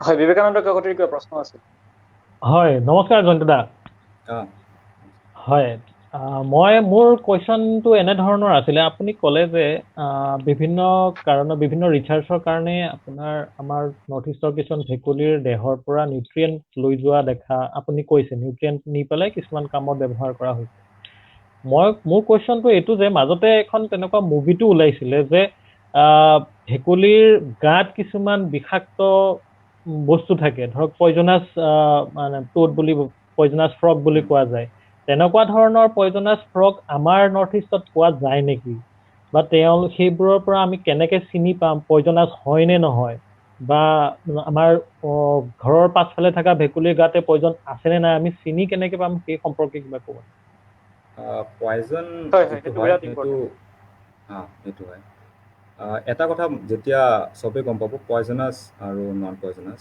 কিছুমান আমাৰ আচ্ছা চুক ভেকুলী আছে তাতে হয় যিটো পেৰটিক গ্লেণ্ড বুলি কৈছোঁ সেইটোত কেতিয়াবা যদি কোনোবাই অবজাৰ্ভ কৰে বগা বগা হেৰি ওলায় এটা লিকুইড ওকে হয় দেখা পাইছো চ' সেইটো যদি কোনোবাৰ যদি চকুত পৰে তো সেইটো কোনোবাই ফৰ ওৱান ডে মানে একদিনৰ কাৰণেও মানে অলপ হেম্পাৰ হ'ব মানে চকুত অলপ দেখা নাপাব তেনেকুৱা টাইপ তো শ্লাইটলি পয়জনাছ হয় সেইবিলাক কেমিকেল আৰু যিবিলাক লিথল মানুহ মৰিব পাৰে বা তেনেকুৱা চ' এইবিলাক নৰ্থ ইষ্টত মই বহুতকেইটা ৰেকৰ্ড তেনেকুৱা আছে যে নৰ্থ ইষ্টত হয় এতিয়ালৈকে মানে ডিফাৰেণ্ট পাৰ্টছ অফ অৰুণাচল মানে ৰিম'ট এৰিয়াত চ' আগতে সিহঁতে হয় ইউজ কৰিছিলে মানে হাণ্টিঙৰ কাৰণে বৌ এনাৰত সিহঁতে লগাই কেনে Okay. সিহঁতে ফ্ৰগৰ পৰা স্কিনৰ সেইটো হয় টক্সিনছ সেইটো স্কিনৰ সিহঁতে সেইটো আচ্ছা ইউজ কৰি সিহঁতে হাণ্টিং কৰিছিলে চ' এতিয়ালৈকে আমাৰ Okay. নৰ্থ ইষ্টৰ পৰা এতিয়া পয়জনাছ ফ্ৰগ এনেকুৱা ৰেকৰ্ড হোৱা নাই কিন্তু মই ভাবোঁ আছে ইয়াতে আৰু উই নিড মোৰ আচ্ছা এক্সপ্ল'ৰ কৰিব লাগিব সেইবিলাক আচ্ছা জয়ন্তদালৈকে আমি আকৌ নতুন আমাৰ বা আন প্ৰশ্ন আছে আমাৰ মাজত আকৌ ছাৰ আহিছে তেওঁৰ অলপ নেটৱৰ্কৰ অসুবিধা হৈছিল ছাৰ আপোনালৈকে আমি এতিয়া ডাইৰেক্টলি যাব খুজিছো সাপৰ খুঁটৰ ওপৰত আমাৰ আটাইতকৈ ডাঙৰ আজিৰ আমাৰ দুটা এইম আছিলে মেইন এটা হ'ল অন্ধবিশ্বাস সম্পৰ্কে আমি কিছু আমি সঁচা কথা বাস্তৱ সত্য আমি দৰ্শকলৈকে আমি লৈ যাম আৰু দ্বিতীয় কথাটো হ'ল সাপে খুটিলে কি কৰিব লাগিব আমাৰ আটাইতকৈ ডাঙৰ আমাৰ যিটো প্ৰশ্ন আৰু আমি সেই বিষয়ে আমি বহু ধৰণৰ উৰা বাতৰি আমি পাওঁ সাপে খুটিলে কি কৰিব লাগিব আমি কিছুমানে কয় মুখেৰে টানিব লাগিব কাটিব লাগিব বান্ধিব লাগিব বিভিন্ন ধৰণৰ কথা কয় ছাৰ আপুনি আমাক কথাখিনি আমাক বুজাই দিয়ক ছাৰ যাতে আমি সেই কথাখিনিৰে আমি যাতে লাভান্বিত হ'ব পাৰো অতি সম্প্ৰতি এটা সমীক্ষা মতে ভাৰতবৰ্ষত যোৱা 20 বছৰত প্ৰায় হয়। 12 লক্ষ মানুহ সাপৰ খুটত মৃত্যু হৈছে। আচ্ছা এতিয়া সম্বন্ধে কিন্তু আমাৰ খুব বেছি তথ্য আমাৰ তাত নাই। সাপৰ বিষ কি হয় আমাৰ বিভিন্ন স্থানত যে একোটা প্ৰজাতিৰ বিস্তাৰণ ডিষ্ট্ৰিবিউশ্যন ইজ ৱাইড স্প্ৰেড, কিন্তু লোকালি কিন্তু এই সাপৰ বিষবিলাকৰ তাৰতম্য দেখিবলৈ পোৱা যায়। বিষৰ যিটো ক্ৰিয়া আচ্ছা বা বিষৰ প্ৰতি তাৰতম্য আছে। এতিয়া সাপ আচ্ছা দংশন কৰাৰ লগে লগে আহিল মানে কি আমাৰ বেলেগ কথা ট্ৰিটমেণ্টত এই কথাখিনি যথেষ্ট হ'ব, কিন্তু সাপ দংশন কৰাৰ লগে লগে আমাৰ কি কৰা উচিত এই বিষয়ত আমাৰ দুটা ব্যৱস্থা হয়। এটা হ'ল প্ৰাথমিক ব্যৱস্থাপনা, যে প্ৰাইমাৰী স্যাৰ আপুনি মাইক্ৰফোনৰ অলপ কাষলৈকে আহিব নেকি? আপোনাৰ চাউণ্ডটো অলপ সৰুকৈ আহিল। হৈছে প্ৰাইমাৰী মেনেজমেণ্ট আৰু দ্বিতীয়টো হ'ল যে প্ৰাইমাৰী মানে প্ৰাথমিক ব্যৱস্থাপনা, আৰু দ্বিতীয়টো হ'ল ট্ৰিটমেণ্ট, যিটো এণ্টিভেনম Okay. চিকিৎসা। এতিয়া হৈছে বিশ্ব স্বাস্থ্য সংস্থা আৰু ভাৰত চৰকাৰৰ যিটো স্বাস্থ্য মন্ত্ৰণালয়ৰ নিৰ্দেশনা অনুযায়ী প্ৰাথমিক ব্যৱস্থাপনাৰ প্ৰধান শৰ্তটো হ'ল কেৰি নো ৰাইট। কেৰি CARRY, কেৰি নো ৰাইট RIGHT। কেৰি শব্দটো হ'লগৈ যে ইমমবিলাইজ কৰি ৰখা, লৰচৰ নকৰাকৈ মানুহজনক আৰামদায়ক সুবিধাজনক অৱস্থাত বিশ্ৰাম ল'ব দিব লাগে। তাৰ লগে লগে লৰচৰ নকৰা, দেট ইজ কেৰি। কাৰণটো কি স্যাৰ? নো মানে কি কাৰণটো কি? নকৰিব, কাৰণটো হ'ল লৰচৰ কৰিব দিলে সাপৰ বিষ যিটো এই বিষটো খুব সোনকালে স্প্ৰেড হৈ যাব। গতিকে মানুহ যেন অসুবিধা অৱস্থাত নাথাকে, অসুবিধা অৱস্থাত থাকিলে বিভিন্ন ধৰণৰ শ্বাস কষ্ট হ'ব পাৰে। গতিকে নিজে আৰামদায়ক অৱস্থাত লৰচৰ কৰিব দিব নালাগে, যাতে সাপৰ বিষটো তাৰমানে সঞ্চাৰিত যিটো আমি কওঁ যে এই বিয়পি নপৰে। বিয়পি যোৱা বুলি। হয় স্যাৰ। নো মানে কি কৰিব নালাগে, কোনো ধৰণৰ Okay. বান্ধন। আমি আগতে কি কৰিছিলো, টাইটে কৰি বান্ধি দিছিলো, কিন্তু কোনো ধৰণৰ বান্ধন দিব নালাগে। ক্ষতস্থান কাটি তেজ ওলাই দিয়া নকৰিব লাগে। 3 নম্বৰ হ'ল ক্ষতস্থানৰ পৰা তেজটো চাক কৰি লোৱা, খোৱা, এইটো কৰিব নাপায়। কোনো ধৰণৰ ৰাসায়নিক কি কৰে, বহুতে এচিড দি দিয়ে, পুৰি দিয়ে, ৰাসায়নিক দ্ৰব্য বা ঔষধ প্ৰয়োগ কৰিব নালাগে। ক্ৰায়থেৰাপি মানে তাতে বৰফ ঘূৰি দিয়ে যাতে আৰাম পায়, বৰফ ঘূৰিব নালাগে। পৰিষ্কাৰ কৰা বা মালিচ কৰা কৰিব নালাগে। যে মানুহজন যেন টোপনি নাহে, ইয়াৰ কাৰণে মাদক দ্ৰব্য বা উত্তেজক দ্ৰব্য খুৱাই দিব পাৰে, এইটো কৰিব নালাগে। হয়। আৰু আটাইতকৈ প্ৰধান যিটো বেদ বা তান্ত্ৰিক চিকিৎসাৰ শৰণাপন্ন হ'ব নালাগে। গতিকে নোৰ ভিতৰত হ'লগৈ বান্ধন, ক্ষতস্থান কাটি তেজ ওলাই দিয়া, ক্ষতস্থানৰ পৰা তেজ পুহি লোৱা, ৰাসায়নিক বা দ্ৰব্য বা ঔষধ প্ৰয়োগ, ঠাণ্ডা বৰফ প্ৰয়োগ, পৰিষ্কাৰ কৰা বা মালিচ কৰা, মাদক উত্তেজক দ্ৰব্যৰ সেৱন কৰা, আৰু বিশেষকৈ বেদ বা কোনো ধৰণৰ তান্ত্ৰিক চিকিৎসাত সহায় নোলোৱা। হয় স্যাৰ। কেৰি নো। পিছত আহিল আৰ হ'লগৈ ৰিএচিয়ৰ, ভৰসা দিয়া, যে বেছিভাগ সাপৰ দংশন হ'লগৈ বিষহীন সাপত। যদিও বিষাক্ত সাপে দংশন কৰে, তাতে কিন্তু সময়মতে আৰু সঠিকমতে চিকিৎসা হ'লে বিষাক্ত সাপৰ দংশনৰ পৰা মুক্ত হ'ব পাৰি বা চিকিৎসাত নিৰাময় হ'ব পাৰি। ৰাইটৰ আই হ'লগৈ ইমমবিলাইজেশ্যন। ইমমবিলাইজেশ্যন মানে লৰচৰহীন আৰামদায়ক অৱস্থাত ক্ষতস্থান অংশটো লৰচৰ কৰিব নোৱাৰাকৈ ক্ৰেপ বেণ্ডেজ দি এইটো, আৰু দুটা কাঠৰ তক্তা দুইফালে দি এইটো লৰচৰ কৰিব নোৱাৰে। যেনেকা হাত ভাঙিলে বা ভৰি ভাঙিলে আমি যেনেকা বান্ধি দিওঁ, তেনেধৰণে ক্ৰেপ বেণ্ডেজ দি অলপ বান্ধি দিব লাগে। ক্ষতস্থানৰ ওপৰত এটা প্ৰেছাৰ থাকে, সাধাৰণ প্ৰেছাৰ, এইটো কোৱা হয় pressure pad over the wound. GH, RIGH, GH টো হ'ল গেট টু হস্পিটেল। ততালিকে চিকিৎসালয়ত স্থানান্তৰ আৰু ইম্পৰ্টেণ্ট, মোষ্ট ইম্পৰ্টেণ্ট। কি হ'লগৈ তেল, কি লক্ষণ হৈছে, কি কৰা হৈছে, কেনেধৰণৰ সাপে খুটিছে, এইবোৰ কথা চিকিৎসালয়ত চিকিৎসকক ক'ব লাগে। এতিয়া সঠিক এণ্টিজেনিক যিটো দিব লাগে এইটো নিৰূপণ কৰাৰ বাবে সাপৰ প্ৰজাতি চিনাক্তকৰণ এটা অতি মানে কি ইম্পৰ্টেণ্ট বিষয়। এতিয়া ইয়াৰ ক্ষেত্ৰত আমি কি কৰিব পাৰোঁ, এক্সপাৰ্ট যে বেছিভাগ ক্ষেত্ৰত দেখা যায় আইদাৰ মোবাইল শ্বট লৈ আনে, মোবাইলত ছবিটো লৈ আনে বা সাপটোক মাৰি লৈ আনে, তেনেহ'লে বিশেষজ্ঞৰ দ্বাৰা এইটো চিনাক্তকৰণ কৰিব পাৰি। দ্বিতীয়টো হ'লগৈ ক্লিনিকেল চিণ্ড্ৰমৰ পৰা মানে চিনাক্ত স্থান বিশেষে ক্লিনিকেল চিণ্ড্ৰম যিটো প্ৰতিটো সাপৰ বিষাক্ত সাপৰ যিটো ক্লিনিকেল চিণ্ড্ৰম বা যিটো আমি কওঁ যে লক্ষণ, ক্লিনিকেল লক্ষণবিলাকৰ এটা তথ্য থাকিব লাগে আৰু এই তথ্যৰ ওপৰত ভিত্তি কৰি সাপটোক নিৰ্ধাৰণ কৰিব পাৰি। এই দুটাৰ ওপৰত নিৰ্ভৰ কৰি তাৰপিছত এণ্টিভেনিম সৃষ্টি। গতিকে এই যে আৰু যে আমাৰ ইণ্ডিয়ান গভৰ্ণমেণ্ট অফ ইণ্ডিয়াৰ যে হেল্থ মিনিষ্ট্ৰীৰ যিটো চাৰ্কুলাৰ গাইডলাইন, এইটো মতে হ'লগৈ carry no' right, immobilize, know what you should not do, right হ'লগৈ reassure, immobilize, get to hospital and tell everything যে এই মানুহজনক আনতে তেওঁ বমি কৰিলে নে নাই, তেওঁ কেনেধৰণৰ অৱস্থা, কিমান কি কৰিছে, কিবা ঔষধ দিয়া হৈছে নেকি, এই গোটেইখিনি কথা চিকিৎসকক ক'ব। এইটো মেইন।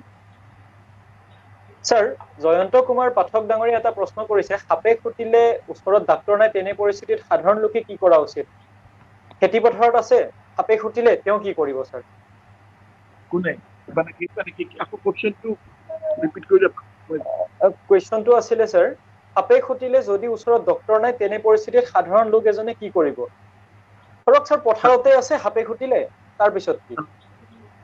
সাধাৰণ লোকজনে প্ৰথম কথাই হ'ল এইটো কৰিব যে তেওঁ হেৰিটো এই সাপৰ য'তে খুটিছে সাধাৰণতে দেখা যায় কি পথাৰত ভৰিত, গতিকে ভৰিত এইখিনিত তাৰমানে কি বেলেগৰ সহায়ত বেণ্ডেজ বান্ধি লগে লগে ওচৰৰ হস্পিটেলত লৈ যাব লাগিব।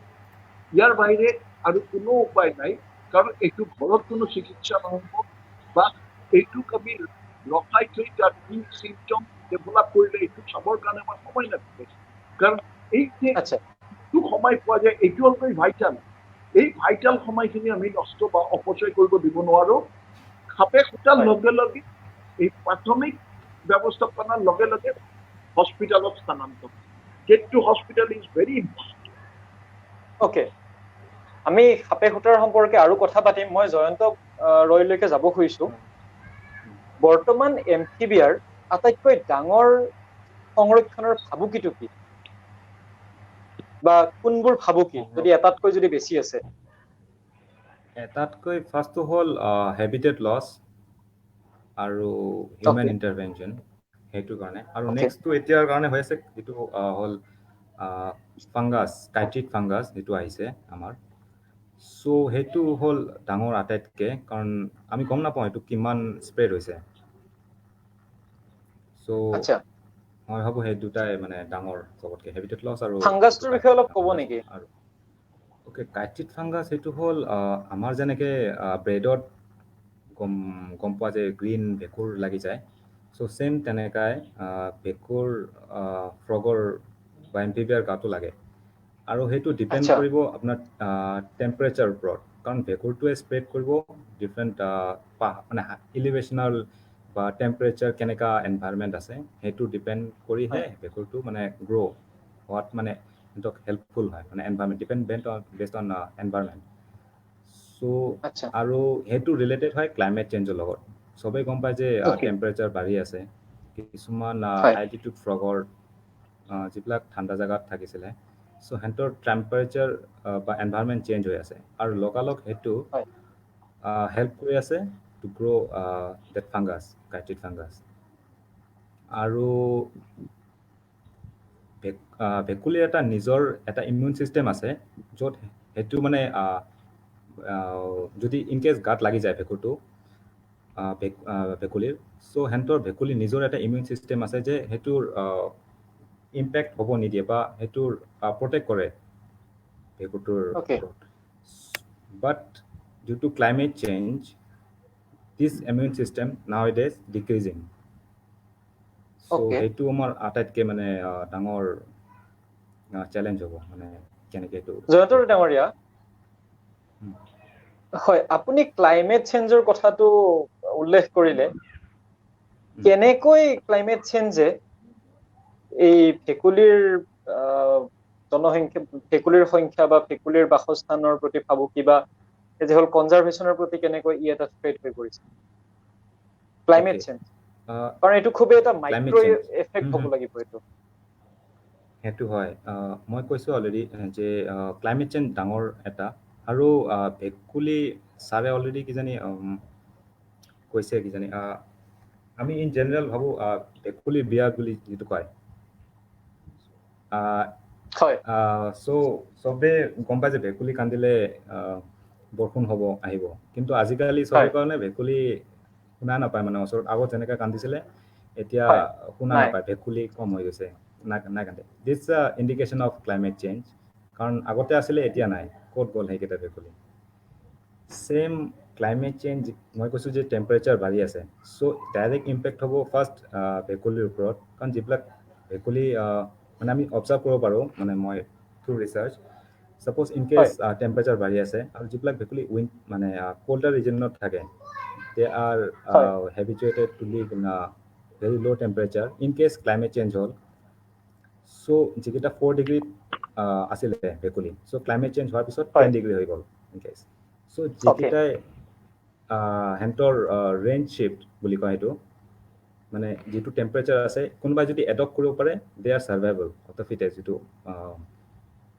আৰু যোনে নোৱাৰিব চ' দে উইল এক্সটিংক্ট আৰু ইন আ ক'ল্ডাৰ ৰিজন মানে হাই এল্টিটিউডত বহুত ৰেয়াৰ এতিয়ালৈকে আছে ভেকুলী এণ্ড দে আৰ ভেৰি মানে কি ক'ম দে আৰ শ্বৰ্ট ৰেঞ্জ মানে সিহঁতৰ মানে হোম ৰেঞ্জ যিটো বুলি কয় তো সেইটো বহুত শ্বৰ্ট হয়। আৰু দে আৰ ভেৰি ৰেয়াৰ আৰু বহুত চেঞ্চিটিভ হয় চ' ইন কেছ যদি টেম্পাৰেচাৰ গ্ল'বেল ৱাৰ্মিং হৈ আছে তো যিবিলাক শ্বৰ্ট ৰেঞ্জ ভেকুলী আছে সেইবিলাক হাইলি ইম্পেক্ট হ'ব মানে may be De will extinct in the wild আচ্ছা বিবেকানন্দ কাকতি আপোনাৰ যদি কিবা ভেকুলী সম্পৰ্কে বা উভচৰ প্ৰাণী সম্পৰ্কে যদি কিবা প্ৰশ্ন আছে জয়ন্ত ডাঙৰীয়ালৈকে আপুনি কৰিব পাৰে তাৰপিছতে মই শৈবাল সেনগুপ্তা ছাৰলৈকে যাম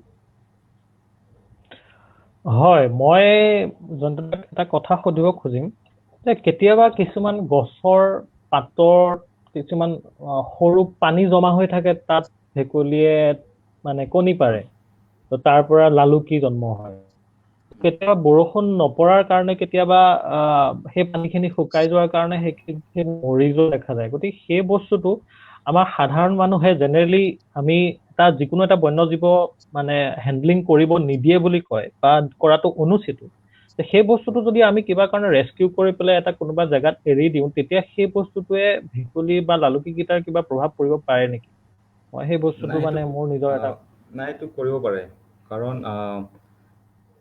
আৰু যিবিলাক আছে পাতত সেইবিলাক স্মল ট্ৰি ফ্ৰগ ফিলোটাছ আছে সেইটোক ইমান পানী নালাগেও একচুৱেলি চ' সিহঁতৰ যেতিয়া কণী পাৰে সিহঁতৰ কণীৰ ভিতৰত এটা জেল টাইপ থাকে মানে এনভেলপ মানে প্ৰটেক্টিভ শ্বিল্ড চ' অলপ মইশ্চাৰ হ'লেও সিহঁতে মানে ডেভেলপমেণ্ট হৈ যায় সিহঁতৰ ইন কেছ যিবিলাক আছে চবেই দেখা পাইছে কিজানি ৰেকফৰা যিটো আমাৰ পাত ভেকুলী ডাঙৰ সেইটো তো সিহঁতৰ কেতিয়াবা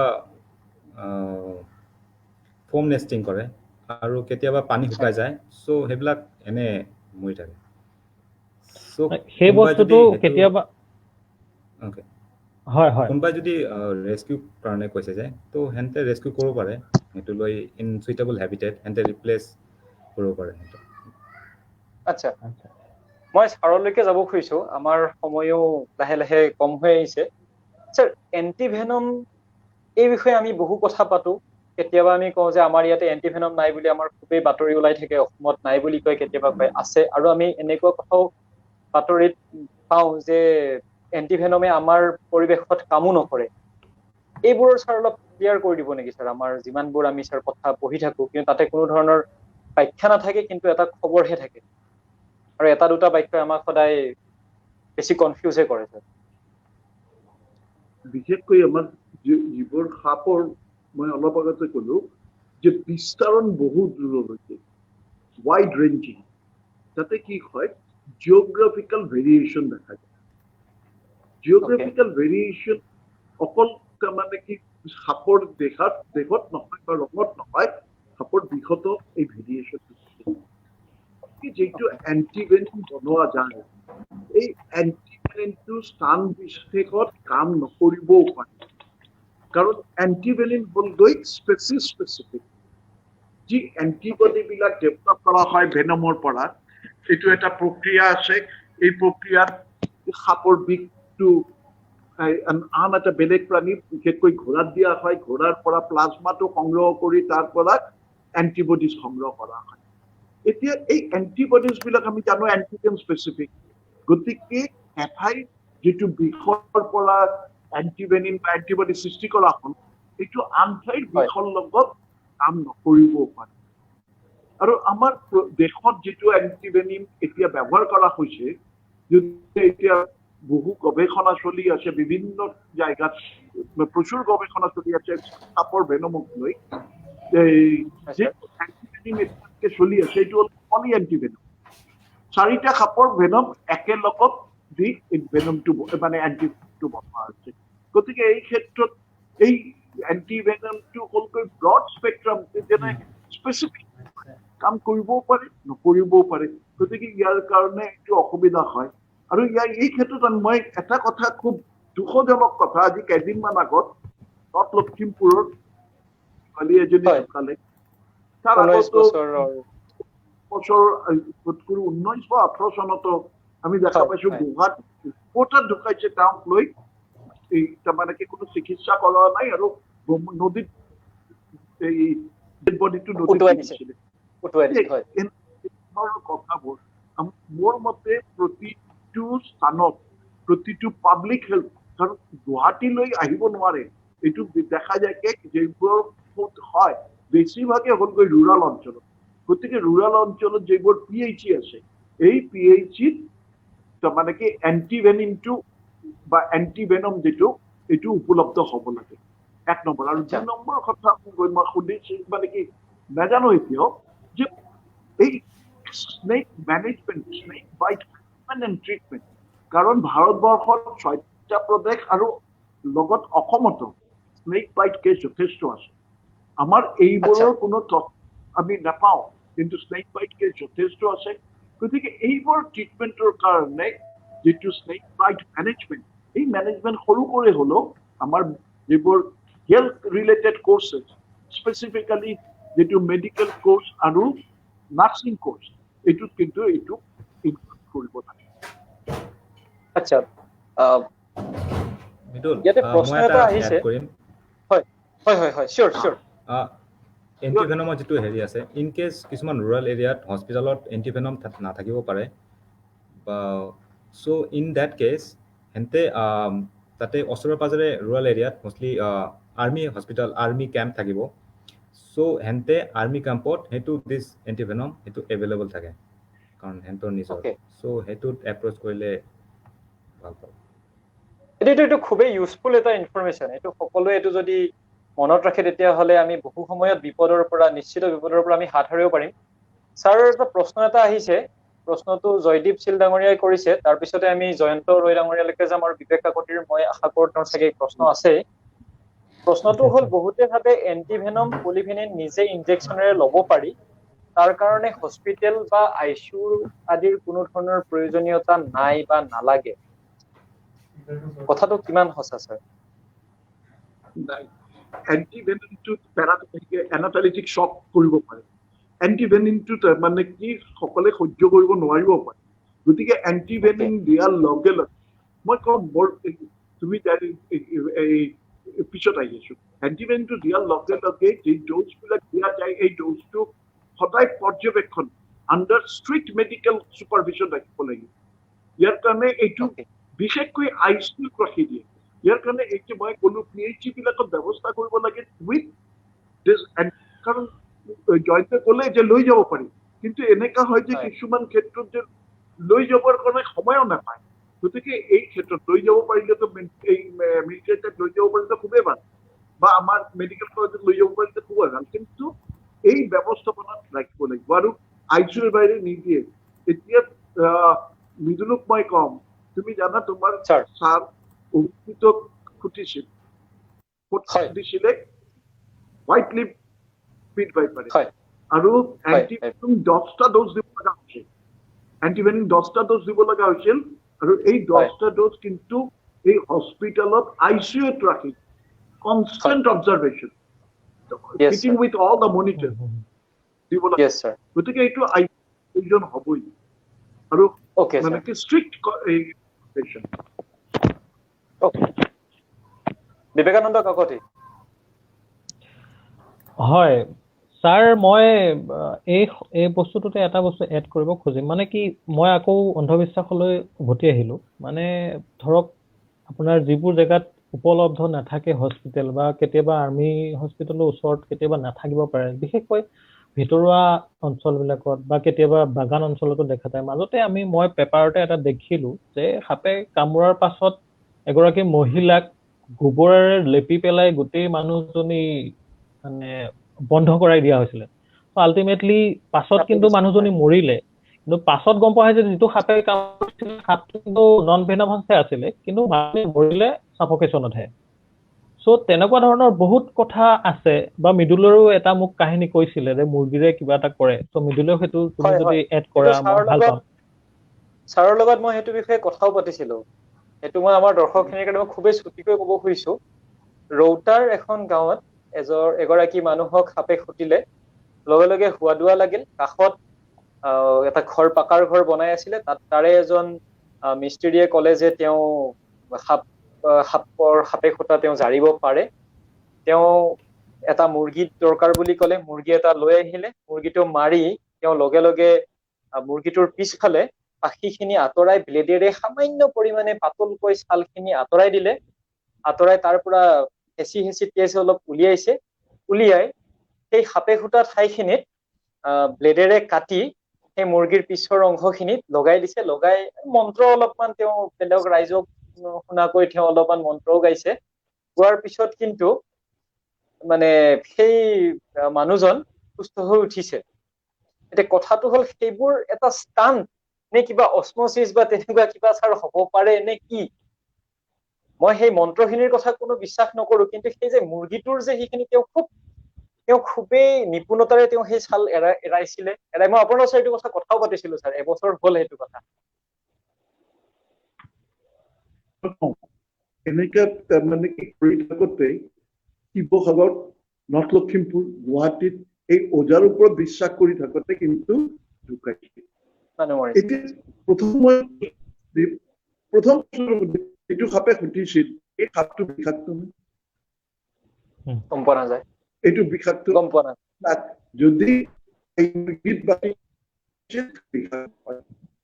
এইটো অবিষাক্ত সাপ, আৰু মানুহজনৰ চাইকলজিকেল গা বেয়া লগা, সাপে খুটাৰ লগে লগে মই ভয়তে, এতিয়া যেনেকে কৰোণা কাহ হলেই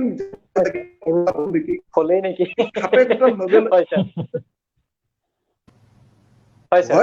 সাপে খুটাৰ লগে লগে কিছুমান প্ৰতিক্ৰিয়া হয়। আৰু তাৰপিছত এইটো দিলে, এইটো হ'লগৈ ৰিএচুৰেঞ্চ, তোমাক ট্ৰিট কৰিছো তুমি ভাল হবা। এইটো কাৰণে আকৌ ভালকৈ উঠিছে। একদম মানে কি গোটেই বিশ্বাস কথাই অলপ মানে কি আজি কেইদিনমান আগতে মই এখন পেপাৰ পাইছো, তাতে দিছে ayurvedic treatment of snake bite. Ayurvedic treatment of snake treatment লাষ্টত দেখিছে এইবিলাক কৰে, কিন্তু তাৰ কোনো মানে কি বিজ্ঞানসন্মত কোনো scientific reason, but that's unused and it is in the literature, it is being used. তাৰমানে আয়ুৰ্বেদিক ট্ৰিটমেণ্টটো তেনেধৰণৰ ডেভেলপ হোৱা নাই। ছাৰ এটা প্ৰশ্ন এটা কৰিছিলে ছাৰ, এইটো সীমান্ত মেধি তেখেতে কৰিছিলে যে তেওঁ এগৰাকী বেজক লগ পাইছিলে আৰু তেওঁ সুধিছিলে যে কিছুমান তেওঁ কেনেকৈ সাপৰ সেই জাৰে, আৰু তেওঁ তেওঁ কৈছিলে যে তেওঁ কিছুমান হাৰ্বছ ইউজ কৰে সাপে খুটিলে, আৰু তেওঁ সেই হাৰ্বছ খিনিৰ কথা কিন্তু তেওঁ একো নকলে তাক। এতিয়া তেওঁৰ প্ৰশ্নটো হ'ল সেইখিনি সঁচা হ'ব পাৰে নেকি? তেনেকুৱা আমাৰ মাজত জানো কিবা হাৰ্বছ আছে যিয়ে সাপৰ সেই বিষটোক উপশম কৰিব পাৰে বা এন্টিভেনমৰ কাম কৰিব পাৰে? এনেকে হাৰ্ব থকা বুলি বহুতে কৈছে, ওজাই ব্যৱহাৰ কৰিছে, কিন্তু বিষাক্ত সাপ খুটাৰ পিছত এই হাৰ্বতে কোনো কাম হোৱা নাই। অবিষাক্ত সাপ খুটিলে হাৰ্বত কাম হয়, বিষাক্ত সাপ খুটিলে কোনো ধৰণৰ হাৰ্বত কিন্তু কোনো কাম হোৱা নাই। এবাৰ হেৰি হ'ল, এই চিকা মাৰুলীয়ে এজন মানুহকে কুলছিল, মানুহ তাৰমানে হয়, ছাৰ। খুটিছে, কোনোবা বেজ ভাল কৰিছে বুলি ক'লে। মই তেতিয়া Okay, sir. তাৰমানে তাতে যাতে মোক কৈছে যে আপুনি কিন্তু সাৱধান। মই ক'লো এই চিকা মাৰুলে খুটিলে মইও ভাল কৰি দিব পাৰিম, মইও মত যাম, কাৰণ এইটো আচ্ছা ছাৰ। অবিষাক্ত। আৰু হয়, এই ছাৰ। জয়ন্তৰ ছাৰক চিকা মাৰুলি কিমান বাৰ খুটিছে, তাৰমানে মই ফিৰোজ আহমদেৰ কথা কৈছো, জয়ন্তে গম নাপায়, মই জানো সি ধৰক ৩-৪বাৰ খুটিলে আৰু একো নহয়, হয়, কিন্তু কিমান সৰু হেৰিও গম নাপায়। মানুহজনে গম নাপাব। আচ্ছা, ছাৰলৈকে প্ৰশ্ন আছে, আৰু কিন্তু আমি জয়ন্ত ৰয় ডাঙৰীয়ালৈকে যাব খুজিছো। আমি MSc ত পঢ়িছিলো যে ভেকুলী বা এমফিবিয়া এটা ইণ্ডিকেটৰ স্পেচিছ। পলিউশ্যনৰ কাৰণে এমফিবিয়াৰ ওপৰত প্ৰভাৱ আৰু কেনেকৈ ইণ্ডিকেটৰ স্পেচিছ আমাৰ সাধাৰণ দৰ্শকখিনিৰ কাৰণে অলপমান সহজ ভাষাত আপুনি ক'ব নেকি? ইণ্ডিকেটৰ স্পেচিছে হয়। চ' ইণ্ডিকেটৰ মানে মানে আগতে গম পোৱা যে বৰষুণ আহিব, কান্দি আছে ভেকুলী, that's indicator. Okay. So' Okay. কিয় ইণ্ডিকেটৰ? কাৰণ চবে গম পায় উভচৰ ভেকুলী। চ' সেইটো ডেভেলপমেণ্টৰ কাৰণে সিহঁতক একুৱাটিক আৰু লেণ্ড দুটাই লাগে, ছেমি একুৱাটিক। আৰু সিহঁতৰ স্কিনটো বহুত ছেমি পাৰ্মেবল। সিহঁতে এনভাইৰমেণ্টত অলপ কিবা যদি চেঞ্জ হৈ যায়। আপুনি অলপমান হয়। মাইক্ৰফোনটো অলপ দূৰত ল'ব নেকি? অকমান, বেছি দূৰত নহয়, অলপমান। Okay. হয়, ঠিক আছে। এতিয়া ঠিক আছে? অ'কে। চ' হয়। ছেমি পাৰ্মেবল স্কিন, আৰু স্কিনৰ পৰা সিহঁতে এনভাইৰমেণ্টৰ অলপ যদি চেঞ্জ হয় সিহঁতে চেঞ্জ কৰিব পাৰে। চ' সেইটো যদি কোনোবাই অবজাৰ্ভ কৰে, চ' সেইটো চাই মানে ক'ব পাৰে ইণ্ডিকেটৰ স্পেচিছ বুলি। আৰু Okay. যিটো ইন জেনেৰেল কেনেকৈ গম পাম যে ecosystem health is good or not ভেকুলীৰ পৰা। চ' এটা কৰিব পাৰে কাম, যে কোনোবাই ওচৰত যদি ভেকুলী কান্দি থাকে এৰিয়াত, চ' কোনোবাই 3 মিনিট অবজাৰ্ভ কৰক, ৰেকৰ্ড কৰক, আৰু সেইটো আদাৰ ছাইডত বা ভেকুলী য'ত মাত দিয়ে কম্পেয়াৰ কৰক ভেকুলীৰ মাত দুটা এৰিয়াৰ। চ' হেনতে আচ্ছা। তেতিয়া সেইটো ৰেকৰ্ডৰ পৰা গম পাব যে ইক'চিষ্টেম হেল্থটো কেনেকা, সেইটো কম্পেয়াৰেবল আচ্ছা। Okay. কৰিব পাৰে। জয়ন্ত ৰয় ডাঙৰীয়ালৈকে ডাইৰেক্ট এটা প্ৰশ্ন এটা আছে আপোনালৈকে, আপোনাৰ স্ক্ৰীনত আছে চব। How will you convince people to conserve frog? Yes, এইটো মোৰ মনৰো সেইটো প্ৰশ্ন। বহুত ডাঙৰ। আৰু এইটো পিপল মানে মই এইটো কথা মই লগতে সৌৰভ গুপ্তাৰ লগত মই এড কৰিব খুজিছো। সেই মানুহজনে কিন্তু কোনো ধৰণৰ বন্যপ্ৰাণীৰ তেওঁৰ ডিগ্ৰী নাই, তেওঁ কেতিয়াও ভলণ্টিয়াৰ ক'তো কৰা নাই। তেওঁ এজন সাধাৰণ মানুহ, তেওঁ এজন সচেতন নাগৰিক। তেওঁ আমাৰ এই প্ৰগ্ৰেমটো চালে, তেওঁ ভাবিছে যে আচ্ছা, মই জয়ন্ত ৰয় ডাঙৰীয়াৰ লগত মই তেওঁক সহায় কৰিম কনজাৰ্ভেশ্যনত। আপুনি তেওঁক উদ্দেশ্যি কওক কথাটো। সেইটো মই ভাবোঁ কেনেকৈ কনভিন্স কৰিম, সেইটো Yes. বহুত ডাঙৰ চেলেঞ্জ। আৰু সেইটো Yes. কাৰণে মষ্ট প্ৰবাবলি আমাৰ সেইটো ফিল্ডত মানুহ বহুত কম, মানে ভেকুলী চাবৰ কাৰণে। আৰু মই এটা মানে হেৰি ক'ম, মানে মই অৰুণাচলত কাম কৰিছিলোঁ। চ' যাৰ লগত কাম কৰিছিলোঁ, চ' সি আছিলে হাণ্টাৰ। চ' তাক মই লৈ যাওঁ ভেকুলী চাবৰ কাৰণে। মই ভেকুলী কিবা মাত য'ত পাওঁ তাতে বহি যাওঁ, মানে 1 ঘণ্টা 2 ঘণ্টা যেতিয়ালৈকে মানে বিচাৰি নাপাওঁ। চ' সি কয় মানে, তই পাগল নেকি যে এনেকা ক'ত বহি আছা? চ' ডে বাই ডে বছৰ পাৰ হ'ল, বহুত 3 বছৰ 4 বছৰ মোৰ লগত কাম কৰিছে। চ' সি অট'মেটিকেলি মানে আগতে কৈছিলে যে কি ছাৰ, মানে বস্তু মানে একো লাভ নাই ভেকুলীৰ। কিন্তু মোৰ লগত ফুৰি সি লাষ্টত ফ্ৰগ অবজাৰ্ভাৰ, সি এতিয়া চব গম পায় যে কোনটো ভেকুলী কেতিয়া ওলাব। চ' হিজ মানে কি ক'ম, সেইটো নাই অবজাৰ্ভাৰ, মানে সেইটো ভেকুলী মোতকৈ বেছিকৈ গম পায় সিয়ে এতিয়া। আচ্ছা, চ' তেনেকে সেইটো লাগিব। ছাৰে কিবা এড কৰিব নেকি? Okay, let me add something. And Sanjay Gupta asked, and let me explain it. Best guardian of our cultural field sir, are আপুনি যদি লাউড স্পীকাৰ দিছে তেতিয়াহ'লে লাউড স্পীকাৰ টাৰ্ণ অফ কৰিব লাগিব, ইকো হৈছে। না ইয়াকে আছে। এতিয়া ওকে আহিছে। স্যাৰ, এতিয়া শুনিছো। Fine sir.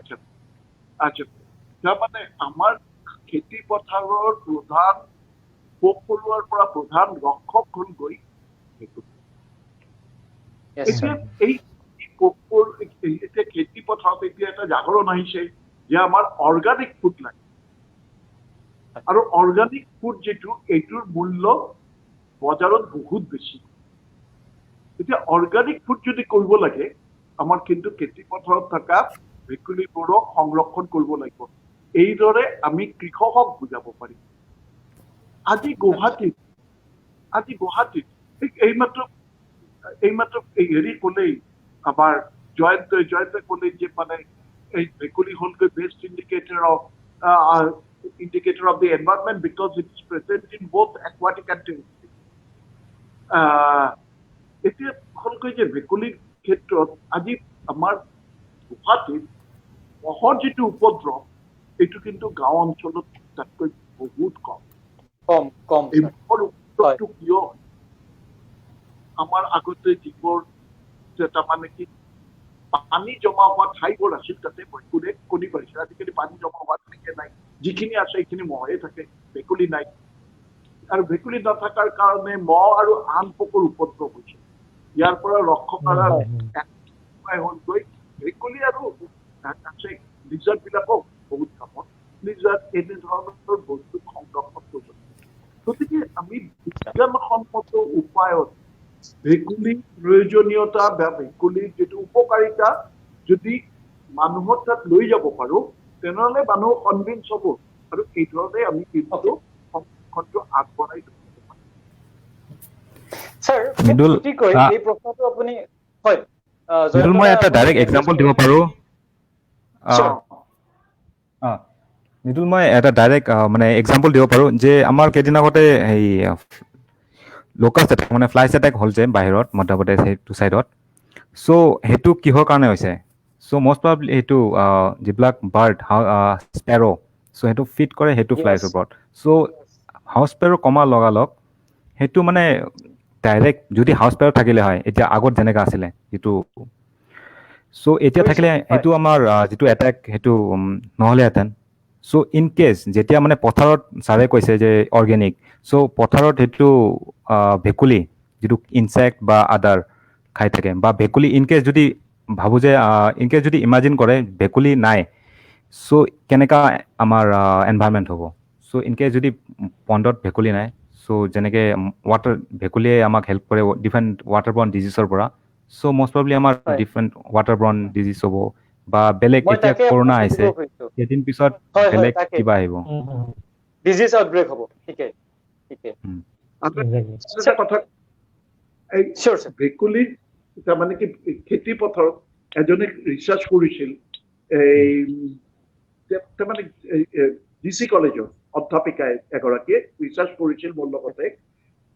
খেতি পথাৰত যেতিয়া ভেকুলীবোৰ চালে, য'ত পেষ্টিচাইড দিছে পেষ্টিচাইড নিদিয়া, তাতে দেখা পালে পেষ্টিচাইড নিদিয়া ঠাইবোৰত যিটো ভেকুলীবোৰত প্ৰায় 76% insects are pest of paddy. তাৰমানে উপকাৰিতাটো তেতিয়াই গম পায়। জয়ন্তে চিনি পাব।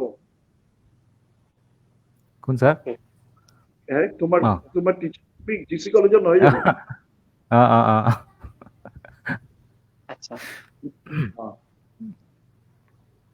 স্যাৰ, এইটো প্ৰশ্নৰ খুব ছুটিকৈ এনসাৰ এটা আপুনি কমেন্ট এটা কৰক। Stickers to form new species. Joyant, would you like to answer or?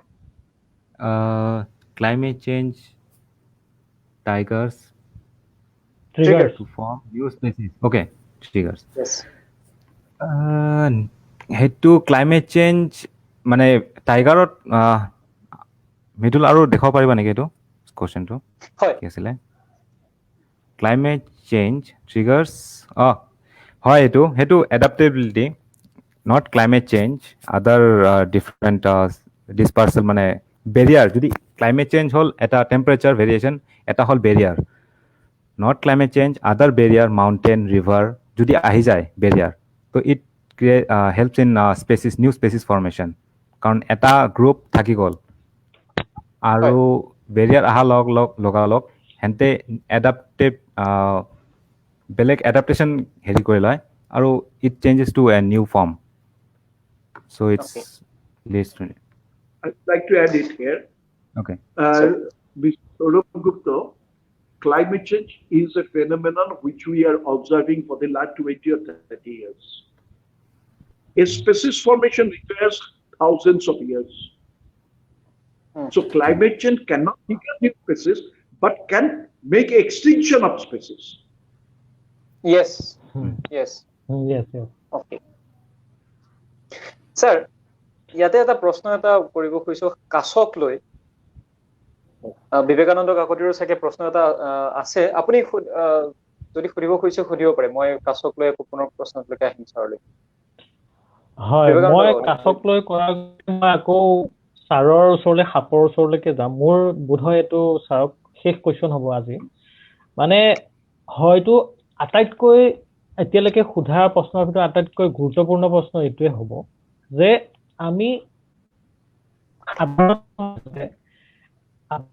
কৈছো যে এডাল সাপ বিষাক্ত হয় নে নহয় সেই বস্তুটো কেনেকৈ চিনি পাম আৰু সেইটো বস্তু এটা কথা আৰু এটা ছেকেণ্ড মোৰ কুৱেশ্যন আছে কুৱেশ্যন মানে এটা ছাৰ মোৰ ছাজেশ্যনহে যে বহু জেগাত দেখা যায় আমাৰ জেনেৰেলি লোকেল এৰিয়াত দেখা যায় কিছুমান স্নেক কেচাৰ থাকে যিবিলাকে ৰেস্কিউ কৰে বুলি কয় যে তেওঁলোকে মানে নিজকে মানে মানুহৰ ওচৰত জনপ্ৰিয়তা দেখুৱাবৰ কাৰণে কিছুমানে নাজানে একচুৱেলি যিবিলাক এক্সপাৰ্ট তেওঁলোকেতো জানেই কিন্তু যিসকলে নাজানে তেওঁলোকে যেনেকে তেনেকে হ'লেও সাপডাল ধৰিবলৈ গৈ পেলাই সাপটোক মানে ভাল কৰিবলৈ গৈ বেয়াহে হয় কেতিয়াবা এনেকুৱা দেখা যায় যে মূৰত ধৰিবলৈ গৈ সাপটো এনেকুৱাকে ধৰিলে যে লাষ্টত ইমান জোৰত ধৰিলে লাষ্টত সাপটো মৰি থাকিলে তো তেনেকুৱা কিছুমান দেখা যায় গতিকে সেই তেনেকুৱা ধৰণৰ মানুহক আপুনি কি ক'ব যে সাপ কেনেকে ৰেস্কিউ কৰিব লাগে বা তেওঁলোকে কৰা উচিত হয় নে নহয় আৰু মানে সাপ এটা কেনেকৈ চিনি পাব পাৰে বিষাক্ত হয় নে নহয় এই দুটা মই কৈছো সাপৰ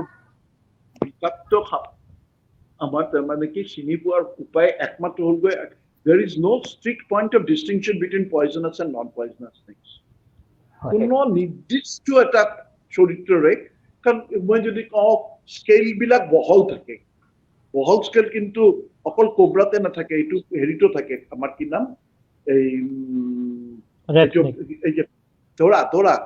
ধৰাটো এনেকৈ বহল থাকে ৰেড স্নেকতো থাকে গতিকে ঠিক যদি কওঁ যে ইয়াতে কিউনেট স্কেলটো আছে বা পিঠিৰ ফালৰ স্কেলবিলাক ডাঙৰ বহল প্লেটৰ ক্ষেত্ৰত এইটো কিন্তু কাৰখানাৰ ক্ষেত্ৰতো পাবা গতিকে সাপ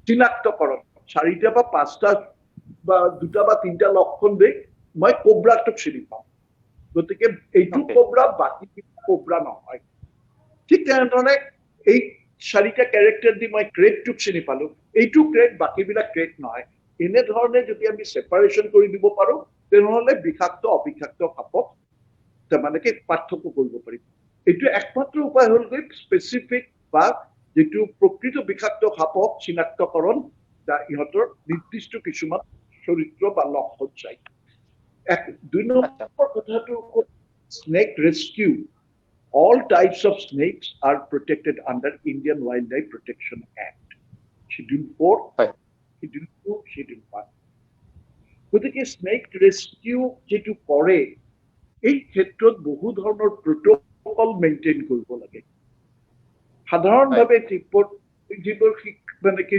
জানে কৰে আৰু পাৰমিশন আছে এইবোৰৰ ক্ষেত্ৰত মই একো নকওঁ কিন্তু কিছুমান দেখা যায় কি সাপক লৈ খেল মানে ধেমালি কৰি থাকে আৰু হয়।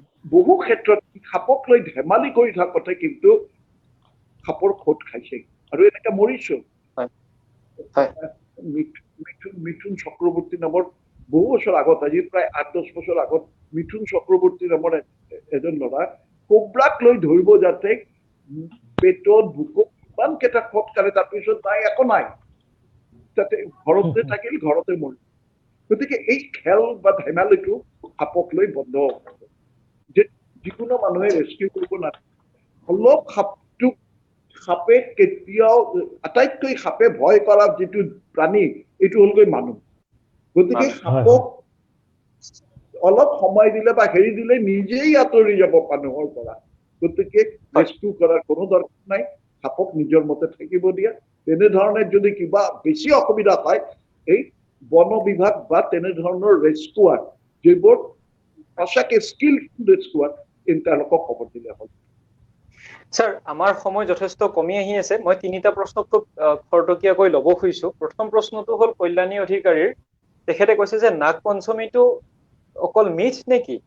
নাগ পঞ্চমীত যিটো সেই সাপ ধৰিব যোৱা, স্যাৰ আমি ফটো দেখা পাওঁ, ছচিয়েল মিডিয়াত ভাইৰেল হয়, বহু হাজাৰ হাজাৰ সাপ ধৰে, সেই বিষয়ে স্যাৰ খুব ছুটিকৈ আপুনি আমাক উত্তৰ দিয়ক।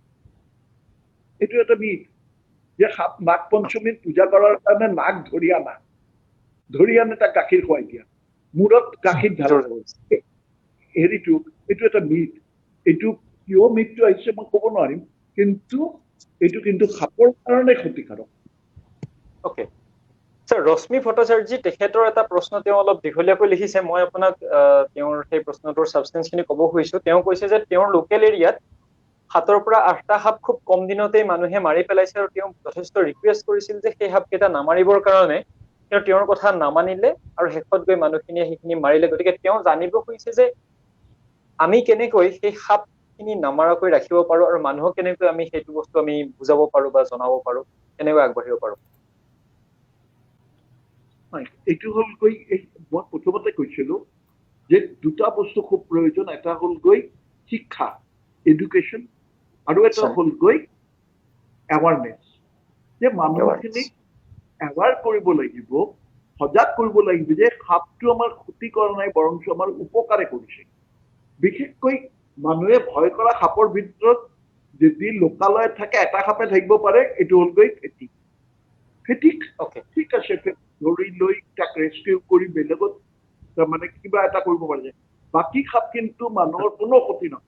আৰু ফেটি সাপো আমাৰ ইউনিভাৰ্চিটিৰ কেম্পাছত যোৱা যায়, ইউনিভাৰ্চিটিৰ কেম্পাছত ফেটি সাপৰ খেতি আছে। খেতি মানে এই ফেটি আছে, কণী পাৰিলে হেৰি হ'ল আকৌ গুচি গ'ল। ইহঁতে কিন্তু মানুহৰ ক্ষতি কৰাৰ কাৰণে নাহে, ইহঁতে নিজৰ ভিতৰতে আছে হেৰি। গতিকে তেনেধৰণে সাপ মাৰা মানুহৰ এইটো সহজ প্ৰবৃত্তি যে সাপ দেখিলেই মাৰো। এইটো এটা মই এটা মানে গৱেষণা কৰিছিলো, তাতে দেখা পাইছিলো যে এইটো কিন্তু 40 বছৰৰ তলৰ ল'ৰা বা মানুহৰ কাৰণে এই প্ৰবৃত্তিটো বেছি থাকে। যিমানে বয়স বাঢ়ি যায় ইয়াত কিন্তু প্ৰবৃত্তিটো কমি আহে, আৰু দেখা যায় যে ইহঁতে ঠিক আছে, ইহঁতে থাকক, আমিও আছো, তেনেধৰণৰ প্ৰবৃত্তি আহে। এইটো বয়সৰ লগত অলপ। আচ্ছা, এতিয়া এটা প্ৰশ্ন এটা সৌৰভ গুপ্তাই কৰিছে যে নাগমণিৰ ষ্টৰিটো এক্সপ্লেইন কৰিব নেকি? মই আপোনাক জনাব খুজিছো যে আমি প্ৰথম সময়ছোৱাতে আমি এই চাৰে নাগমণিৰ বিষয়ে তেওঁ খুব ভালকৈ আমাক কৈছিলে। গতিকে আমাৰ সময়ো যথেষ্ট কম, গতিকে মই ক্ষমা প্ৰাৰ্থী যে আমি সেই কথাটো আকৌ পুনৰ বৰ বেছি আমি দীঘলীয়াকৈ পাতিব নোৱাৰো। গতিকে আশা কৰিছো যে আপুনি আমাৰ ভিডিঅ'ৰ প্ৰথম চোৱা আপুনি যদি চাই তেন্তে আপুনি নিশ্চয় উপকৃত হ'ব, ছাৰৰ কথাখিনি গোটেইখিনি গম পাব। ধন্যবাদ সৌৰভ গুপ্তা। স্যাৰ, নীলোৎপল মহন্ত তেখেতে এটা প্ৰশ্ন নহয় স্যাৰ, কমেণ্ট এটা কৰিছে। তেওঁ অলপ দীঘলকৈ লিখিছে, স্ক্ৰীণত দিলে চাগে মুখখন হয়, আপোনালোকৰ মুখখন নেদেখা হৈ যাব। হয় স্যাৰ, তেওঁ লিখিছে যে স্যাৰ তেওঁ বিলিভ কৰে এই মিথ কিছুমান অৰিজিনেট হৈছিলে আমাৰ ৱাইল্ড লাইফৰ ভালৰ কাৰণে, বচাবৰ কাৰণে, কিন্তু লাহে লাহে পাক চক্ৰত পৰি কালৰ সময়ছোৱাত গৈ গৈ এইবোৰ মিথে ছুপাৰষ্টিচনৰ ৰূপ ললে, আৰু তাৰ পিছতে এইবোৰ আমি ভুল কিছুমান পথত আগবাঢ়ি গল। মই স্যাৰ এড কৰিব খুজিছো, সেইকাৰণেই চাগে আমাৰ ভগৱান শিৱৰ লগত ইতিহাস আছে, গণেশক আমি হাতীৰে দেখুৱাইছো, গৰুৰ পক্ষী আমি দেখুৱাইছো। আমি তেনেকৈ চাগে সেইবোৰ আমি বন্যপ্ৰাণী সংৰক্ষণৰ দৃষ্টিৰে চাগে আমি ধৰ্মত এড কৰিছো। আপোনাৰ মতামতটো কি স্যাৰ? এইটো হয়েই যে প্ৰতি আমি দেখা পাওঁ যদি বাহন বা লগত আমাৰ এনিমেল আছে, বন্যপ্ৰাণী, নিগুনিয়ে কওক, হাতীয়ে কওক বা বাঘে কওক বা সিংহে কওক, হয় কিন্তু কুৰ্ম অৱতাৰটো কি? হয়, এইটো কাছৰ কাছৰ পৰা। অৱতাৰটো কাছৰ। গতিকে তেনেধৰণৰ মই অলপ ভেকুলীৰ কথা কলো। ভেকুলীৰ এটা হয়, শ্লোক সম্পূৰ্ণৰূপে এই গীতাৰ এটা শ্লোক বেদত যে এটা শ্লোক হয়, ছাৰ। সম্পূৰ্ণ হলগৈ ভেকুলীৰ ওপৰত সমৰ্পিত। গতিকে আমাৰ যদি আমাৰ ইতিহাস চাওঁ, দেখা পাম যে বন্যপ্ৰাণীক ইম্পৰ্টেঞ্চ দিবৰ কাৰণে, বন্যপ্ৰাণীক সংৰক্ষণ কৰাৰ কাৰণে বিভিন্ন ধৰণে এইটো প্ৰচেষ্টা এটা চলিছিল। তাত দেৱ দেৱীৰ লগত সংযুক্তকৰণ বা হয়। বিভিন্ন আচৰণৰ লগত সংযুক্তকৰণ কৰি এইটো চেষ্টা কৰিছিল। এই যে ভেকুলীৰ বিয়াটো কিন্তু এটা কথা, মানুহে কিন্তু ভেকুলী বিয়া দিয়াৰ কাৰণে ভেকুলী লাগিব, ভেকুলী লাগিলে ভেকুলীৰ হয়, ছাৰ। নহব, সংৰক্ষণো কৰিব লাগিব। সংৰক্ষণ। গতিকে আচৰণৰ লগতো কাছৰ লগতো এইটো আচাৰৰ লগত সংযুক্ত। বিবেকানন্দ কাকতি, আপোনাৰ যদি কিবা প্ৰশ্ন আছে আপুনি সুধিব পাৰে, কাৰণ আমাৰ সময় যথেষ্ট কম। আমাৰ বৰ্তমান মোৰ আমি খুব প্ৰশ্ন সোনকালে- তেনেকৈ নাই, কিন্তু ছাৰৰ কথাখিনিত মই জাষ্ট এটা বস্তু এড কৰিবহে খুজিছো যে আমাৰ অসমৰ যিখিনি মানুহ জেনেৰেলি, বিশেষকে হিন্দু মানুহখিনি, তেওঁলোকে আমাৰ গুৰুজনাৰ আদৰ্শৰে মানে পৰিচালিত। গতিকে আমাৰ যিটো নামঘৰত আমি যিখন গুৰু আসন দেখো, সিংহাসন, তাতো কেইটামান জন্তু দেখা যায়। তলত কাছ থাকে, তাৰ ওপৰত সিংহ থাকে, তাৰ ওপৰত বা হাতী থাকে, তেনেকুৱা ধৰণৰ বস্তু থাকে। তো সেইবোৰৰ বস্তুৰে গুৰুজনাও এটা বহুত মহৎ কাৰণতে হয়তো বন্যপ্ৰাণী সংৰক্ষণৰ কাৰণে সেই বস্তুকেইটা তেনেকে দিছিলে। চ' সেই বস্তুটো অতি মানে গুৰুত্বপূৰ্ণ বুলি ভাবো। সেই গতিকে হয়তো মানুহে আজিৰ তাৰিখত সেই বস্তুবিলাক পজিটিভ হিচাপে লৈ আগবাঢ়ি যোৱাটো ভাল বুলি মই ভাবো। ধন্যবাদ বিবেক। আমাৰ সময় প্ৰায় শেষ হৈ আহিছে। মই এইখিনিতে এটা ঘোষণা কৰিব খুজিছো, আমি কাইলৈ 7:30 বজাত পুনৰ আমি আপোনালোকৰ মাজলৈ আহিম, আৰু আমাৰ মাজত অতিথি হিচাপে আহিব ঋতুৰাজ ফুকন ডাঙৰীয়া। তেখেত এক্সপ্লৰাৰ আৰু ক্লাইমেট চেঞ্জৰ তেওঁ এগৰাকী। তেওঁ সেইটো বিষয়ত আমাক সজাগ কৰাৰ বাবে তেওঁ যথেষ্ট কষ্ট কৰি আছে। তেওঁ ডিষ্ট্ৰিক্ট মেনেজাৰ, ক্লাইমেট ৰিয়েলিটি প্ৰজেক্টৰ। তেখেত একমাত্ৰ মানুহ আমাৰ অসমৰ যে তেওঁ দুয়োটা মেৰুলৈ যাত্ৰা কৰিছিল, ভাৰতৰো তেওঁ প্ৰথম। গতিকে আমি তেওঁৰ পৰা জানিম, আৰু তেওঁ হ'ল একমাত্ৰ মানুহ যোনে আমি অন্তত আমাৰ মাজত অতিথি হিচাপে আহিব পৰা মানুহ যোনে ক্লাইমেট চেঞ্জ খুব নিজৰ খুব কাষৰ পৰা তেওঁ এক্সপিৰিয়েঞ্চ কৰিছে, নিজে দেখিছে ক্লাইমেট চেঞ্জ। এণ্টাৰ্কটিকাত কি হৈছে, আৰ্কটিকত আচলতে বৰফ গলিছে নে নাই, তেওঁ সকলো স্বচক্ষে তেওঁ দেখিছে, তেওঁ কেমেৰাত ৰেকৰ্ড কৰিছে। তেওঁ কাইলৈ আহিব। তেওঁ কাইলৈ আহি আমি তেওঁৰ পৰা অভিজ্ঞতাবোৰ আমি কিছু পৰিমাণে আমি জানিবলৈ চেষ্টা কৰিম। আশা কৰিম যে আপোনালোকেও ক্লাইমেট চেঞ্জ সম্পৰ্কে যদি কিবা প্ৰশ্ন থাকে বা আপোনালোক যদি সামান্য পৰিমাণেও আগ্ৰহী, তেন্তে ঋতুৰাজ ফুকনৰ এই অনুষ্ঠানটি চাবলৈ নাপাহৰিব। আৰু মই ধন্যবাদ জনাব খুজিছো ডক্টৰ শৈবাল সেনগুপ্তা ছাৰ আৰু ডক্টৰ জয়ন্ত কুমাৰ ৰয় দাদালৈকে। বিবেকক ধন্যবাদ জনাব খুজিছো অনুষ্ঠানটিত মোক কোচ হিচাপে ছাৰৰ সহায় কিবা কৰাৰ এটা বাবে। ক'বলৈ আছে, ছাৰৰ কিবা এটা ক'বলৈ আছে। জাষ্ট দুটা কথা। এইমাত্ৰ বিবেকে ক'লে, বিবেক বৰ্ষা বৰ্ণন, আমাৰ গুৰুজনাৰ বৰ্ষা বৰ্ণন কবিতাটো পঢ়িবা, তাতে কিন্তু ভেকুলীৰ কথা উল্লেখ কৰা আছে। আৰু এটা হ'ল তুমি আমাৰ অন্ধবিশ্বাস এতিয়া কেনেধৰণে গঢ় দিছে কথা কওঁ। ফেংচুই বা বাস্তুত ভেকুলী এটা দেখুৱাই আমি কি কওঁ, এইটো ৰাখিলে আমাৰ বহুত সম্পদ হ'ব। এইটো কিন্তু এটা অন্ধবিশ্বাস। এইখিনিয়ে ক'ব লগা আছে। গতিকে আমি আজি বহুখিনি কথা শিকিলো অন্ধবিশ্বাস মিথ। ছাৰ কিবা ক'ব খুজিছে আপুনি? এইটোৱে নতুনকৈ হোৱা অন্ধবিশ্বাস। এইবিলাক বাকী পুৰণি। ফেংচুইটো নতুন, একদম নতুন। ছাৰ এটা ইম্পৰ্টেড অন্ধবিশ্বাস। ইম্পৰ্টেড। আচ্ছা, এই ইম্পৰ্টেড অন্ধবিশ্বাসেৰে আজি আমি আমাৰ অনুষ্ঠান শেষ কৰিব খুজিছো। ফেণ্টম আৰু উই ফাউণ্ডেশ্যনৰ সমূহ সদস্যকে ধন্যবাদ এই অনুষ্ঠানটি সফল কৰাৰ বাবে, সম্ভৱ কৰি তোলাৰ বাবে। গতিকে আমি পুনৰ কাইলৈ ইয়ালৈকে আমি আহিম, পুনৰ লগ পাম। আৰু সকলোকে ধন্যবাদ জনাইছো নমস্কাৰ নমস্কাৰ thank you madam Thank you.